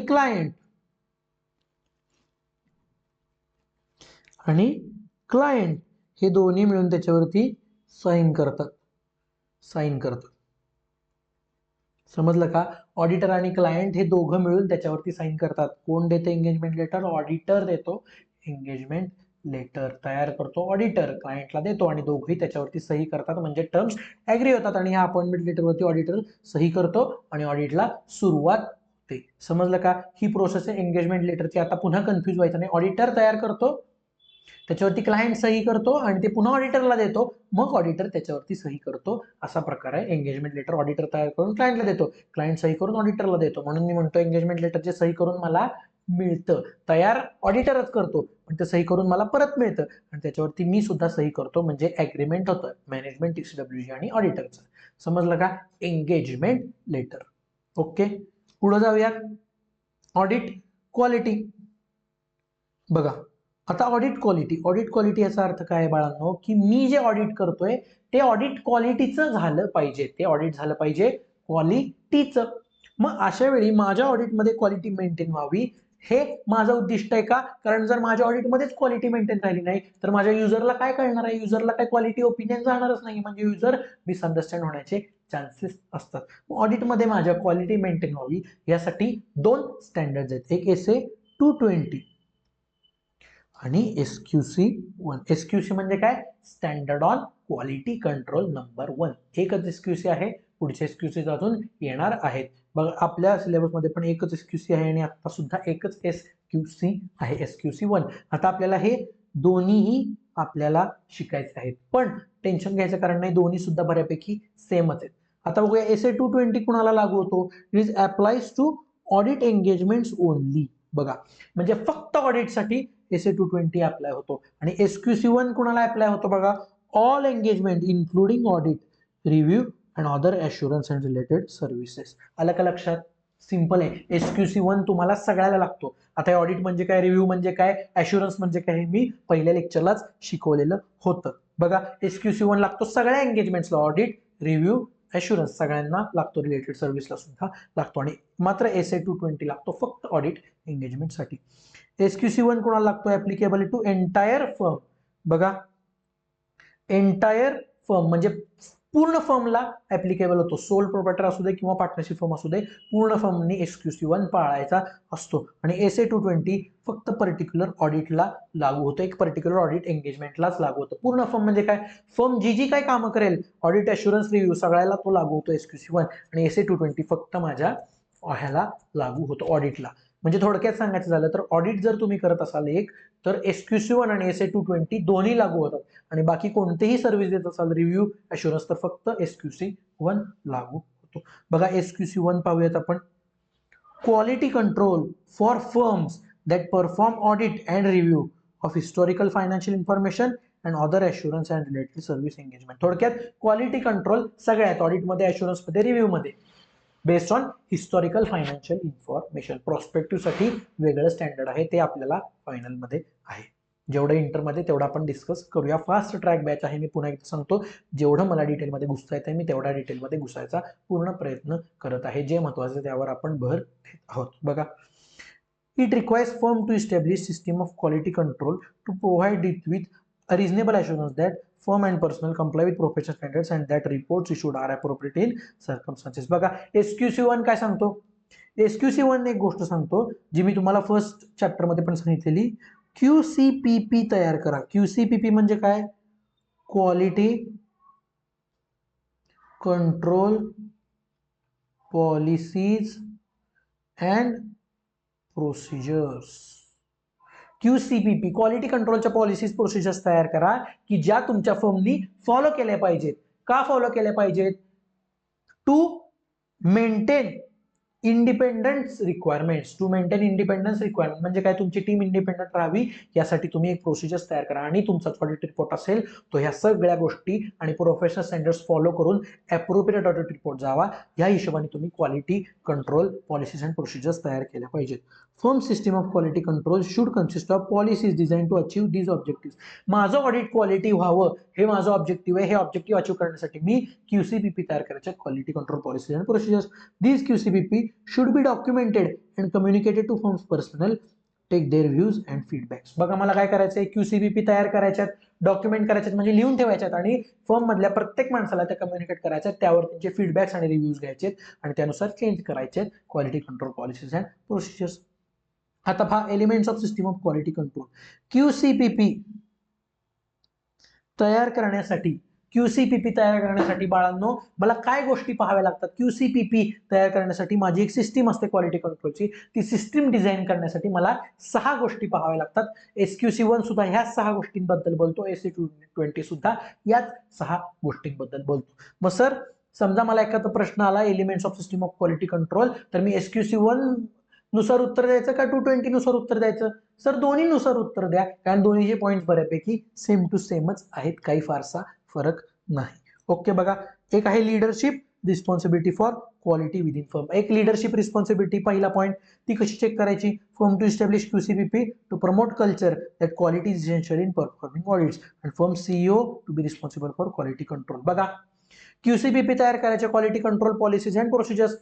काय बाबा, की सर्वांना कम्युनिकेट करायचं की बाबा ऑडिटमध्ये क्वालिटी राहणं गरजेचं आहे आणि ही क्वालिटी ऑडिटमध्ये मेंटेन राहावी यासाठी फर्मचा लीडर जबाबदार आहे, म्हणजे फर्मचा मॅनेजिंग पार्टनर किंवा फर्मचा CEO. कोणती फर्म, हे आपण ऑडिट फर्म बद्दल बोलतोय. स्वतः आपल्या ऑडिट फर्म मधला जो मॅनेजिंग पार्टनर आहे, मेन पार्टनर जो ऑडिटमध्ये मेन आहे तो, आणि फर्मचा CEO हे जबाबदार आहेत क्वालिटी मेंटेन राहावी यासाठी. मला SQC1 ही गोष्ट सांगतो. Ethical requirements, firm to design QCPP to comply with firm and personal code of ethics of ICAI. बघा इंडिपेंडन्सच्या रिक्वायरमेंट म्हणजे जे आपण मगाशी बघितले, threats to independence, integrity, objectivity वगैरे, सेल्फ रिव्ह्यू, थ्रेट, सेफगार्ड, या सगळ्याला. आणि इन्स्टिट्यूटचा मी तुम्हाला सांगितलंय कोड ऑफ एथिक्स असतो, ज्यामध्ये नियम दिलेले असतात एथिक्सचे, ते पालन करणारी तुमची टीम असावी, हे तुमच्या लीडरनी इन्शुअर करायचं आहे.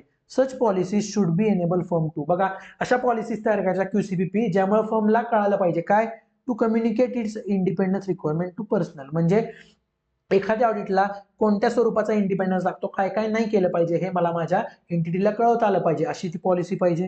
आणि identify and evaluate threats to independence action to eliminate them and safeguards appropriate withdraw. बघा, माझ्या फर्म्स पर्सनलला हे सांगता आलं पाहिजे मला, या अशा पॉलिसीज तयार करा की फर्मच्या पर्सनल बद्दल मला कळालं पाहिजे की whether the personal is independent. जर नसेल तर थ्रेट्स कोणते आहेत, त्याच्या अगेन्स्ट सेफगार्ड्स काय इम्प्लिमेंट करू शकतो का, जर सेफगार्ड्स इम्प्लिमेंट करू शकत नसेल तर एलिमिनेट करता येईल, हे मला माहिती कळावी माझ्या फर्मच्या लीडरला. ह्या हिशोबाने मला QCPP तयार करायचे आहेत. ऑल ब्रीचेस ऑफ इंडिपेंडन्स हे सुद्धा मला कळाले पाहिजे की ड्युरिंग द ऑडिट कुठं कुठं माझ्या टीमने इंडिपेंडन्स कॉम्प्रोमाइज केला आहे हे माझ्या टीमला समजलं पाहिजे, हे माझ्या टीमला समजावं, यासाठी मला पॉलिसीज तयार करायच्या आहेत. Should be promptly notified to the firm, म्हणजे माझ्या टीमला कळायला पाहिजे की जर ड्युरिंग द ऑडिट मी काही ब्रीच केला तर तो माझ्या फर्मला कळवला पाहिजे, माझ्या लीडरला कळवलं पाहिजे. At least annually firm to obtain return confirmation for personal independence requirement are fulfilled. बघा, वर्षातून एकदा तरी टीम कडून मला डिक्लेरेशन घ्यायचंय की बाबा मी जी ऑडिट असाइनमेंट माझ्या टीम मेंबरला असाइन झाली आहे तो टीम मेंबर इंडिपेंडंट आहे, असं डिक्लेरेशन मला दरवर्षी टीम मेंबर कडून घ्यायचं आहे, ऍटलिस्ट अॅन्युअली. गरज पडली तर तुम्ही 2-3 महिन्यांनी सुद्धा येऊ शकता. तिसरं, acceptance and continuance of client relationship and specific engagement. आता acceptance and continuance of client relationship म्हणजे काय, जर नवीन ऑडिट असेल तर ते ऍक्सेप्ट करायचं का नाही करायचं हे आपल्याला ठरवायचंय, किंवा जर कंटिन्युइंग ऑडिट असेल तर आपल्याला ती रिलेशनशिप क्लायंट सोबत कंटिन्यू ठेवायची किंवा नाही ठेवायची ऑडिटची, हे मला डिसाईड करायचंय. त्यासाठी मला काय चेक करायचं आहे, before accepting engagement acquire information to decide about most important. बघा, एंगेजमेंट ऍक्सेप्ट करायला आता बघा दरवर्षी आपल्याला ऍक्सेप्टन्स द्यावा लागतो बरं का. अपॉइंटमेंट जरी 5 वर्षाची झाली असेल तरी दरवर्षी मला ऍक्सेप्टन्स द्यावा लागतो. बघा, तुम्हाला कंपनीज ऍक्ट मध्ये माहित असेल की 5 वर्षाचं टेन्युअर असेल तरी दरवर्षी तो ऑडिटर रिअपॉइंट होतो, परत परत अपॉइंट होतो. तसंच दरवर्षी आपल्याला टर्म्स ऍक्सेप्ट कराव्या लागतात, लक्षात घ्या. पण एंगेजमेंट लेटर तुम्ही वेगवेगळे इश्यू करू शकता, जर चेंज असेल तर नाही, तर सेम एंगेजमेंट लेटर पण ऍक्सेप्टन्स मला दरवर्षी द्यावा लागतो, लक्षात घ्या. एंगेजमेंट लेटर सेम राहतं पण ऍक्सेप्ट दरवर्षी द्यावा लागतो. जर चेंज झालं तर वेगळंच लेटर येतं, पण engagement letter throughout the term same राहतं आणि तुम्हाला त्याचा ऍक्सेप्टन्स मात्र दरवर्षी द्यावा लागतो की ह्या वर्षी सुद्धा आम्हाला सेम टर्म्स ऍक्सेप्टेबल आहेत. बघा, एंगेजमेंट ऍक्सेप्ट करण्याआधी मला काय डिसाईड करावं लागतं, डिसाईड अबाउट क्लायंट इंटिग्रिटी, म्हणजे जो क्लायंट आहे तो ऑनेस्ट आहे का हे मला आधी बघावं लागतं. Competence including capability, time and resources to perform engagement, माझ्याकडे टीम आहे का कॉम्पिटंट की जी ते ऑडिट करू शकते.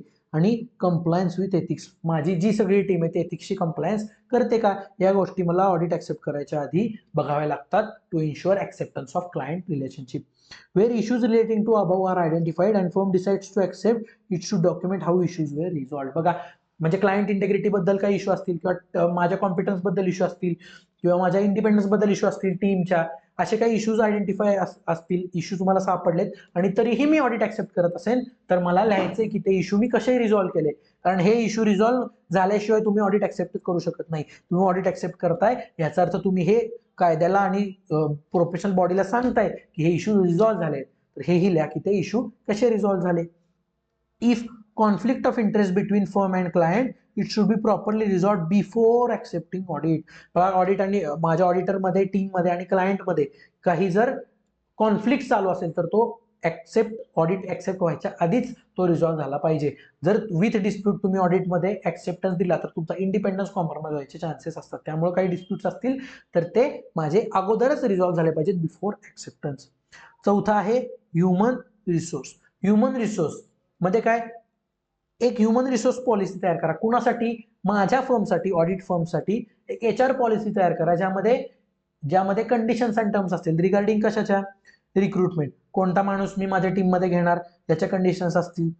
परफॉर्मन्स अँड इव्हॅल्युएशन, म्हणजे त्याने केलेला परफॉर्मन्स कसा इव्हॅल्युएट करणार, त्याने केलेला परफॉर्मन्स चांगला का वाईट हे कसं ठरवणार, ह्याच्याशी रिलेटेड प्रोव्हिजन्स पाहिजेत. केपेबिलिटी, म्हणजे तो माणूस केपेबल आहे का नाही हे कसं ठरवणार मी. कॉम्पिटन्स, म्हणजे त्याकडे अक्वायर्ड नॉलेज आहे का नाही हे ठरवण्यासाठी माझ्याकडे HR ची पॉलिसी पाहिजे ज्यामध्ये हे मॅटर्स ऍड्रेस पाहिजेत. कोणते, रिक्रुटमेंट, परफॉर्मन्स इव्हॅल्युएशन, हा सुद्धा मोस्ट इम्पॉर्टंट आहे. तुम्हाला MCQ ला हाही आणि हाही, MCQ ला आणि डिस्क्रिप्टिव्हला सुद्धा.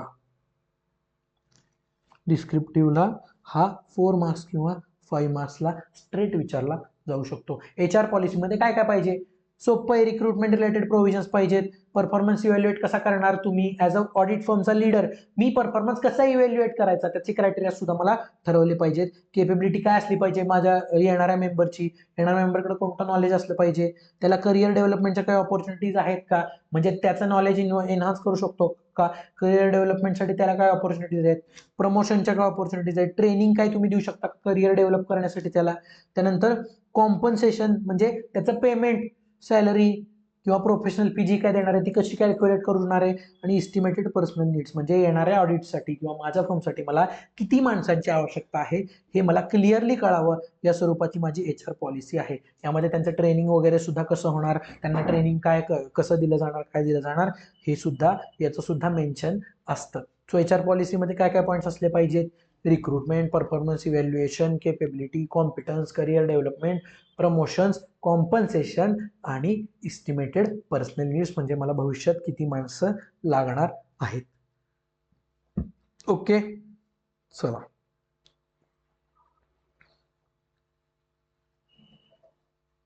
संपत आलंय, थोडंसंच राहिलेलं आहे, मी जरा पाणी पिऊन घेतो थोडस.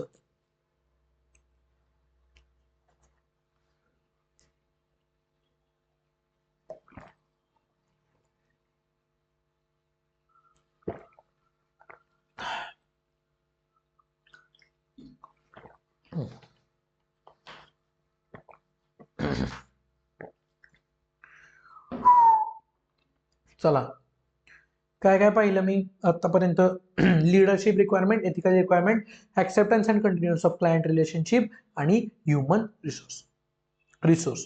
आता मी पाहणार आहे पाचवं, एंगेजमेंट परफॉर्मन्स.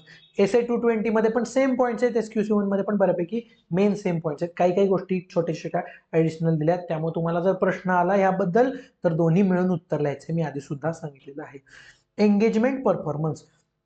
आता एंगेजमेंट परफॉर्मन्स म्हणजे माझं ऑडिट कसं चालू आहे हे मला सुद्धा बघितलं पाहिजे, एंगेजमेंटचा परफॉर्मन्स कसा चालू आहे बघितलं पाहिजे. It is achieved through briefing of teams of their objective, process, supervision and training, documentation of work and reviewing performance. माझा परफॉर्मन्स अचीव्ह कधी होऊ शकतो, जर माझ्या टीमला मी आपल्या ऑडिटचे ऑब्जेक्टिव्ह सांगितले की कोणत्या गोष्टी डोक्यात ठेवून ऑडिट करायचं आहे, त्याची प्रोसेस काय असणार आहे, डॉक्युमेंटेशन कसं करायचं, त्यांच्या कामाचं वेळोवेळी सुपरविजन घेतलं तर माझा एंगेजमेंटचा डिझायर्ड परफॉर्मन्स अचीव्ह होणार आहे, जो परफॉर्मन्स मला पाहिजे होता तो अचीव्ह होणार आहे. Consultation should take place for difficult matter. मला टीमला हे माहिती पाहिजे की जर एखादा महत्वाचा मॅटर असेल, अवघड मॅटर असेल तर त्यासाठी तुम्ही कन्सल्टेशन घ्या कुठल्या तरी एक्सपर्टचं किंवा senior मेंबरचं. Firm needing to externally consult can take advantage of advisory services by other firms or regulatory bodies. बघा, जर तुम्हाला एखाद्या मॅटरमध्ये एक्सटर्नल काही मत हवं असेल, सेकंड ओपिनियन हवं असेल, तर तुम्ही तुमच्या दुसऱ्या कोणत्या तरी कलिग फर्म्स म्हणजे दुसऱ्या चार्टर्ड अकाउंटंटच्या फर्मचा सुद्धा सल्ला घेऊ शकता, किंवा रेग्युलेटरी बॉडीज म्हणजे सरकारकडून सुद्धा तुम्ही काही मार्गदर्शन मिळते का ते बघू शकता. Significant judgments should be reviewed by quality control reviewer. काय असतं पहा, तुम्हाला सांगतो, ऑडिट माझं क्वालिटी झालेलं आहे का नाहीये. पहा, ऑडिट क्वालिटी मेंटेन करणं ही जबाबदारी कोणाची आहे, लीडरची रिस्पॉन्सिबिलिटी आहे. पण बाबा क्वालिटी कंट्रोल खरंच माझ्या ऑडिटमध्ये राहिला का हे चेक करणारा कोणतरी माणूस पाहिजे. मग फर्मच अपॉइंट करतो एक क्वालिटी कंट्रोल रिव्ह्यूअर.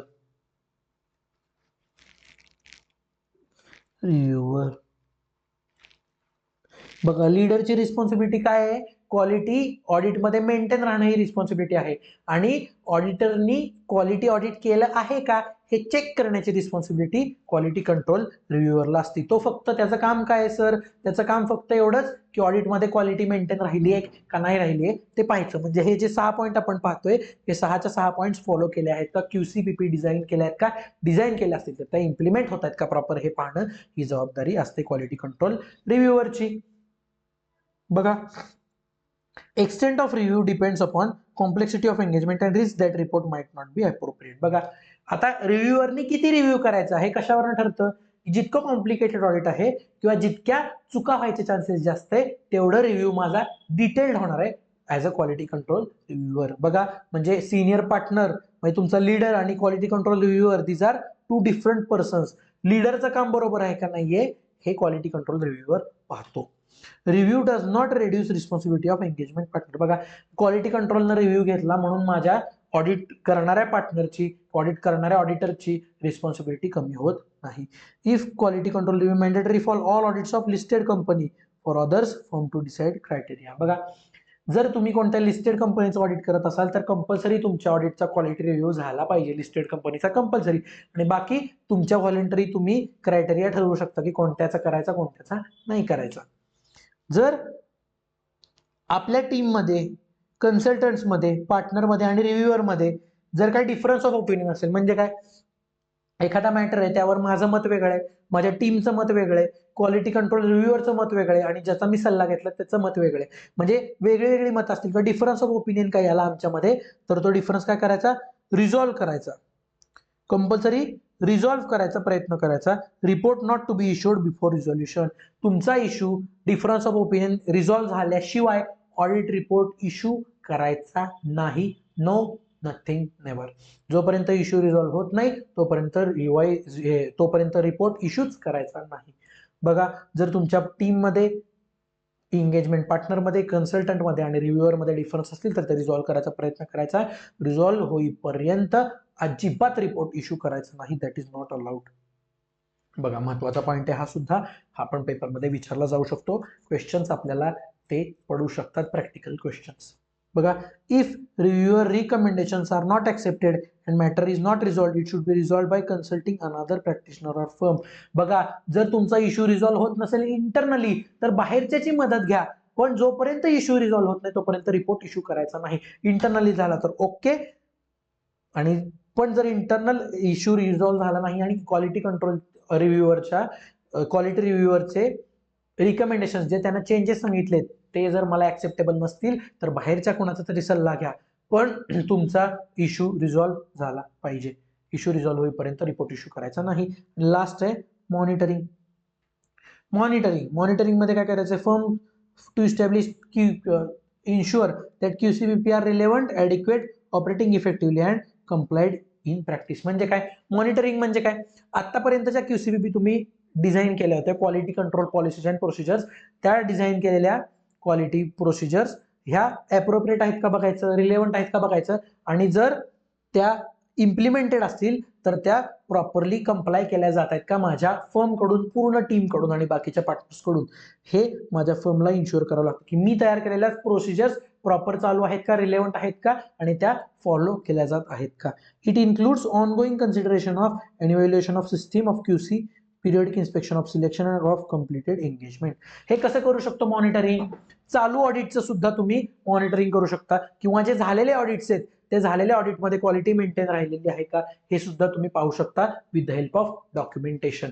जे ऑडिटचं डॉक्युमेंटेशन आहे त्याच्यावरनं मला कळतं की जे क्वालिटी कंट्रोलसाठी मी सांगितलेलं की ह्या गोष्टी टीमनी केल्या पाहिजेत त्या टीमनी केल्या आहेत का नाहीत हे मला कंप्लीट झालेल्या एंगेजमेंटच्या डॉक्युमेंटेशन मधून सुद्धा कळू शकतं, किंवा मॉनिटरिंग करताना मी ऑनगोईंग ऑडिटचं सुद्धा मॉनिटरिंग करू शकतो, ऑनगोईंग ऑडिट सुद्धा सुपरवाइज करू शकतो to determine that my quality control policies and procedures are operating effectively and are followed by everyone.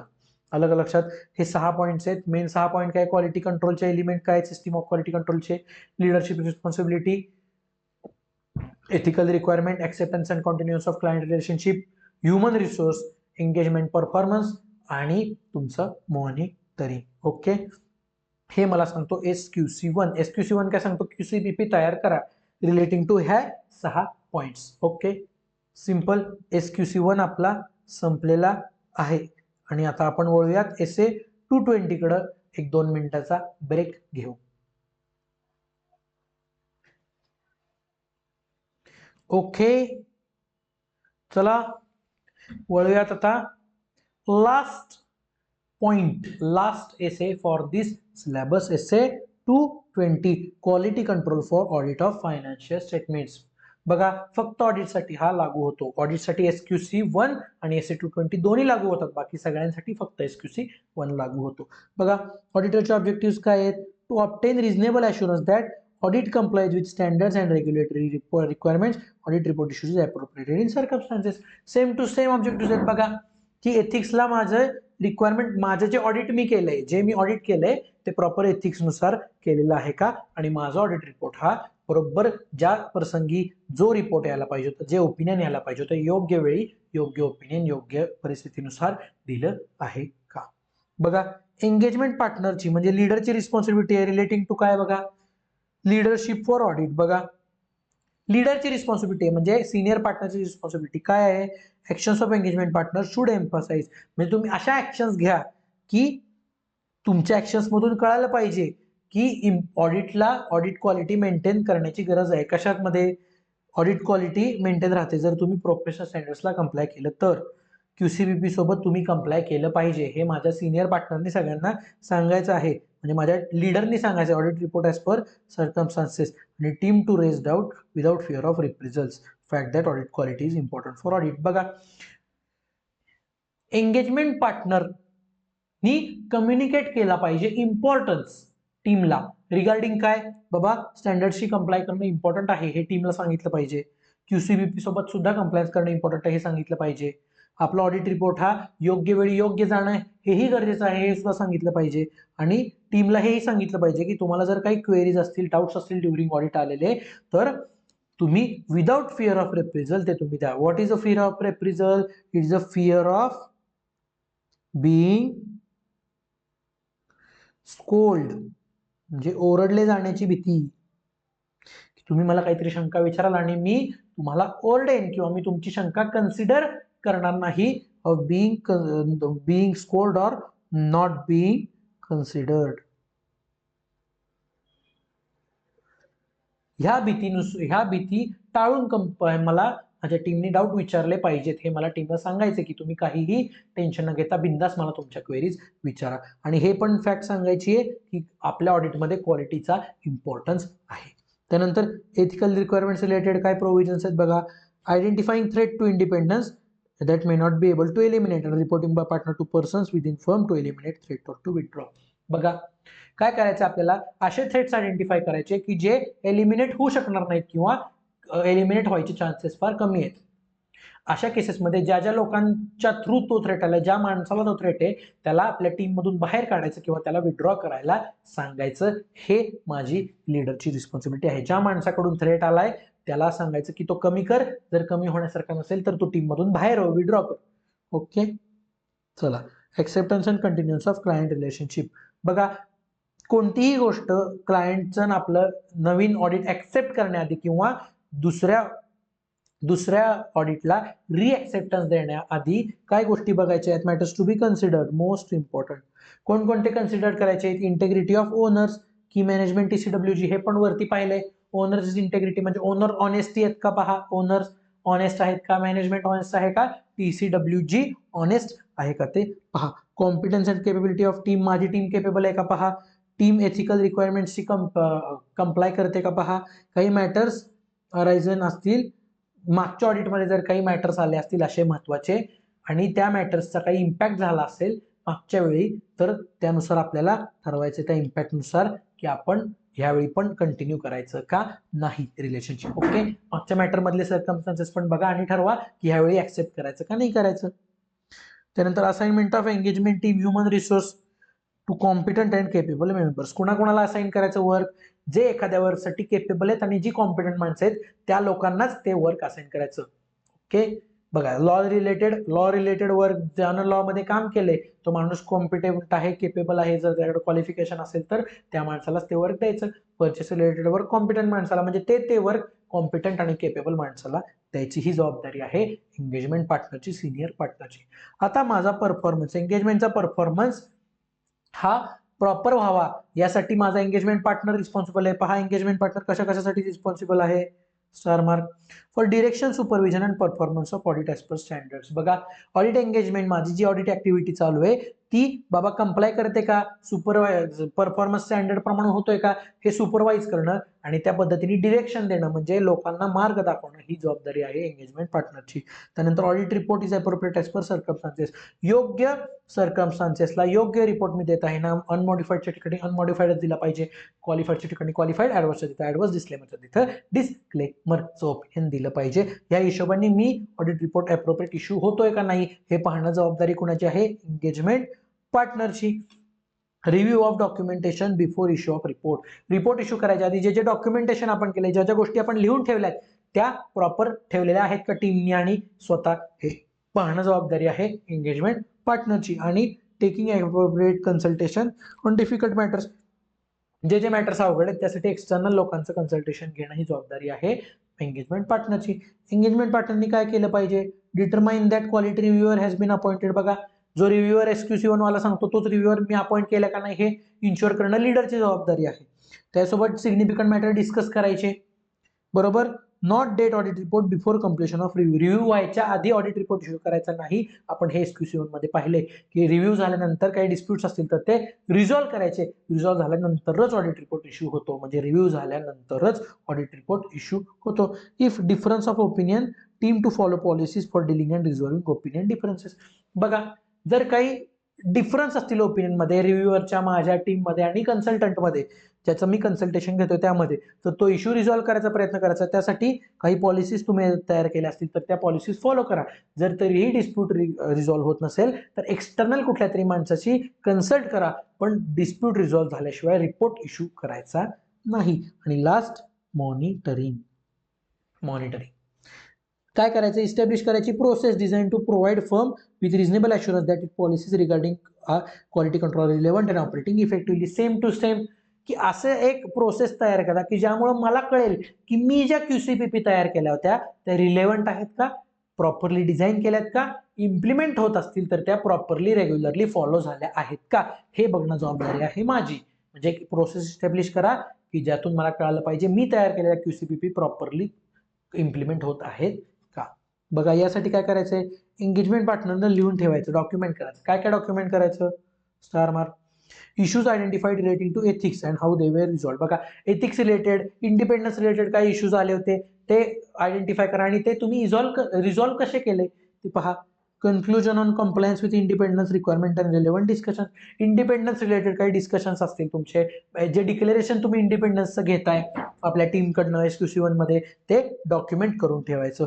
Conclusions rich regarding acceptance and continuous of client relationship. एखाद्या client सोबतचं relationship, नवीन client accept करायचा का नाही करायचा, किंवा existing audit हे continue पुढच्या वर्षी सुद्धा करायचं का नाही करायचा, ह्या रिलेटेड जे डिसिजन्स घेतले ते डिसिजन्स सुद्धा तुम्ही लिहून ठेवायचे, ते डिसिजन्स लिहून ठेवायचे आहेत. आणि last, nature, scope and conclusions resulting from conclusions undertaking during audit engagement. बघा, मी जे कन्क्लुजन्स चालू ऑडिटमध्ये घेतले ते सुद्धा कन्क्लुजन्स मला लिहायचे आहेत. ते कन्क्लुजन्स कोणत्या बेसिसवरती आले, त्याचं नेचर काय, स्कोप काय, आणि जे कन्क्लुजन्स आले ते कन्क्लुजन्स हे मला लिहायचे आहेत इन माय डॉक्युमेंटेशनच्या ऑडिट फाईलमध्ये. मला ते मेंटेन करायचं आहे. आणि कन्सल्टेशन्स काय घेतले असतील तर त्या कन्सल्टेशनचा वापर करून सुद्धा तुम्ही काय जे कन्क्लुजन्स घेतले ते कन्क्लुजन सुद्धा मला डॉक्युमेंट करायचे आहेत. SQC1 आणि SA220 सुद्धा संपलेला आहे. चॅप्टर नंबर 11 सुद्धा आपला संपलेला आहे. पहा, SQC1 आणि SA220 मध्ये क्वालिटी कंट्रोल रिलेटेड कोणताही क्वेश्चन आला तर तुम्हाला बाळांनो SQC1 आणि SA220 कंबाईन करून तुम्हाला आन्सर द्यायचा आहे. बघा, फारसं काही अवघड नाहीये, एकदम लॉजिकल आहे आणि कॉन्सेप्च्युअल जास्ती ही काही नाहीये. जितकं शक्य होतं तेवढं डिटेलमध्ये आपण ही बॅच कंटिन्यू करायचा प्रयत्न केलेला आहे, ही बॅच कंडक्ट करायचा प्रयत्न केलेला आहे. बघा, सगळेच्या सगळे आपले चॅप्टर संपलेले आहेत. आपला सिलेबस बाळांनो कंप्लीट झालेला आहे. माझ्याकडून काही जर एक्सप्लेनेशन देताना जर काही कमी पडलं असेल तर मला माफ करा. ज्या गोष्टी माझ्याकडून कमी पडल्या असतील त्या मला तुम्ही नक्की टेलिग्रामवरती सजेस्ट करा. मी नक्की ह्याचा भविष्यात इम्प्लिमेंट करेन. जर ती रिलेव्हंट असतील, रिजनेबल क्वेरीज असतील, रिजनेबल काही गोष्टी तुम्हाला सजेस्ट करायच्या असतील तर त्या मी नक्की इम्प्लिमेंट करेन. बाकी तुम्हाला काही जरी डाऊट असेल बाळांनो, कोणत्याही स्वरूपाचा कोणताही डाऊट तुम्हाला पेंडिंग राहिला असेल तर तुम्ही तो टेलिग्रामवरती किंवा यूट्यूबच्या कमेंट्सवरती मला कळवा. मी तुमच्यासाठी आहे एक्झाम होईपर्यंत नक्की. आणि एक्झाम झाली तर त्याच्यानंतर सुद्धा मी राहणारच आहे. ओके, मी टाइमली तुमच्या क्वेरी सॉल्व्ह करायचा प्रयत्न करेन. जर मला एखादी क्वेरी फार महत्त्वाची वाटली तर मी त्याच्या रिलेटेड एक व्हिडिओ सुद्धा अपलोड करेन. बघा, आता माझ्या दृष्टीने काय काय देणार होतो मी तुम्हाला, मी माझ्या दृष्टीने देणार होतो content with full conceptual clarity, ते मी दिलेलं आहे. स्पेशल चार्ट सुद्धा मी तुमच्याकडे सुपूर्द केलेले आहेत. हे चार्ट्स तुम्ही 2 वेळा वाचले तरी सुद्धा तुम्हाला वेल अँड गुड आहात तुम्ही. जर माझं लेक्चर 2 वेळा पाहून तुम्ही चार्ज 2 वेळा वाचले तर वेल अँड गुड, तुम्ही रेडी आहात एक्झाम्शन स्कोअर करण्यासाठी. आता राहिला एक प्रश्न की सर MCQ कसे सोडवायचे, केस स्टडीज कशा त्यातल्या सोडवायच्या आणि पेपर अटेम्प्ट कसा करायचा, पेपरमध्ये आन्सर कसं लिहायचा, हाऊ टू राईट आन्सर्स. तर ह्याबद्दल मी एक छोटूसा 3 ते 4 मिनिटाचा व्हिडिओ, आता ही बॅच कन्क्लूड झाली, आता 1-2 दिवसात मी तो अपलोड करेन. पहा, मी कॉन्स्टंटली तुमच्या टचमध्ये राहणार आहे थ्रू युट्यूब चॅनल. बॅच जरी संपली असली तरी आता इथून पुढे आपला कंटेंट छोटा जे नॉर्मल आपल्या आधी रील्स होते, शॉर्ट्स होते, ते सुद्धा आता इथून पुढे चालू राहणार आहेत. त्यामुळं बॅच जरी संपली असली तरी मी तुमची साथ सोडणार नाहीये. तुम्ही बिंदास्त मला कोणत्याही स्वरूपाचा डाऊट असेल तरी तुम्ही कम्युनिकेट करा. Okay, at last thank you for listening to me. मला जेवढं शक्य होतं तेवढं मनापासून मी तुम्हाला द्यायचा प्रयत्न केला. काही चूक भूल देणे घेणे असेल तर क्षमस्व. Okay, the CA professor signing of. All the best. चला, लास्टचं काही प्लॅनिंग वगैरे पण तुमचं लास्ट मंथचं, डिसेंबर मंथचं आता येणाऱ्या काही प्लॅनिंग वगैरे असेल तर ते सुद्धा मी तुम्हाला टाकेन की 1 महिना 36 दिवस 40 दिवस जे पेंडिंग आहेत त्यामध्ये बोथ ग्रुप्सचा स्टडी कसा करायचा हे मी तुम्हाला नक्की प्लॅनिंग कळवेन. The CA professor signing of this fast track batch. खूप मेमोरेबल बॅच होती बाळांनो. माझ्यासाठी सुद्धा ही बॅच एक माइलस्टोन म्हणून काम करते, कारण आहेत काही गोष्टी ज्यामुळे मला ही बॅच कंडक्ट करणं माझ्या स्वतःसाठी मला प्रचंड गरजेचं होतं. एक सेल्फ मला अवेअरनेससाठी गरजेचं होतं की मी whether I am still capable किंवा whether I am capable for conducting batches online. बघा, थँक्यू, तुम्ही माझे सगळा कंटेंट ऐकलात. थँक्यू, तुम्ही माझ्यासोबत कनेक्टेड राहिलात त्यासाठी. आणि असंच मी तुमच्या चांगल्यासाठी काही मला करता आलं तर ते मी नक्की करत राहीन. Okay, bye bye. The CA professor signing off. Tata.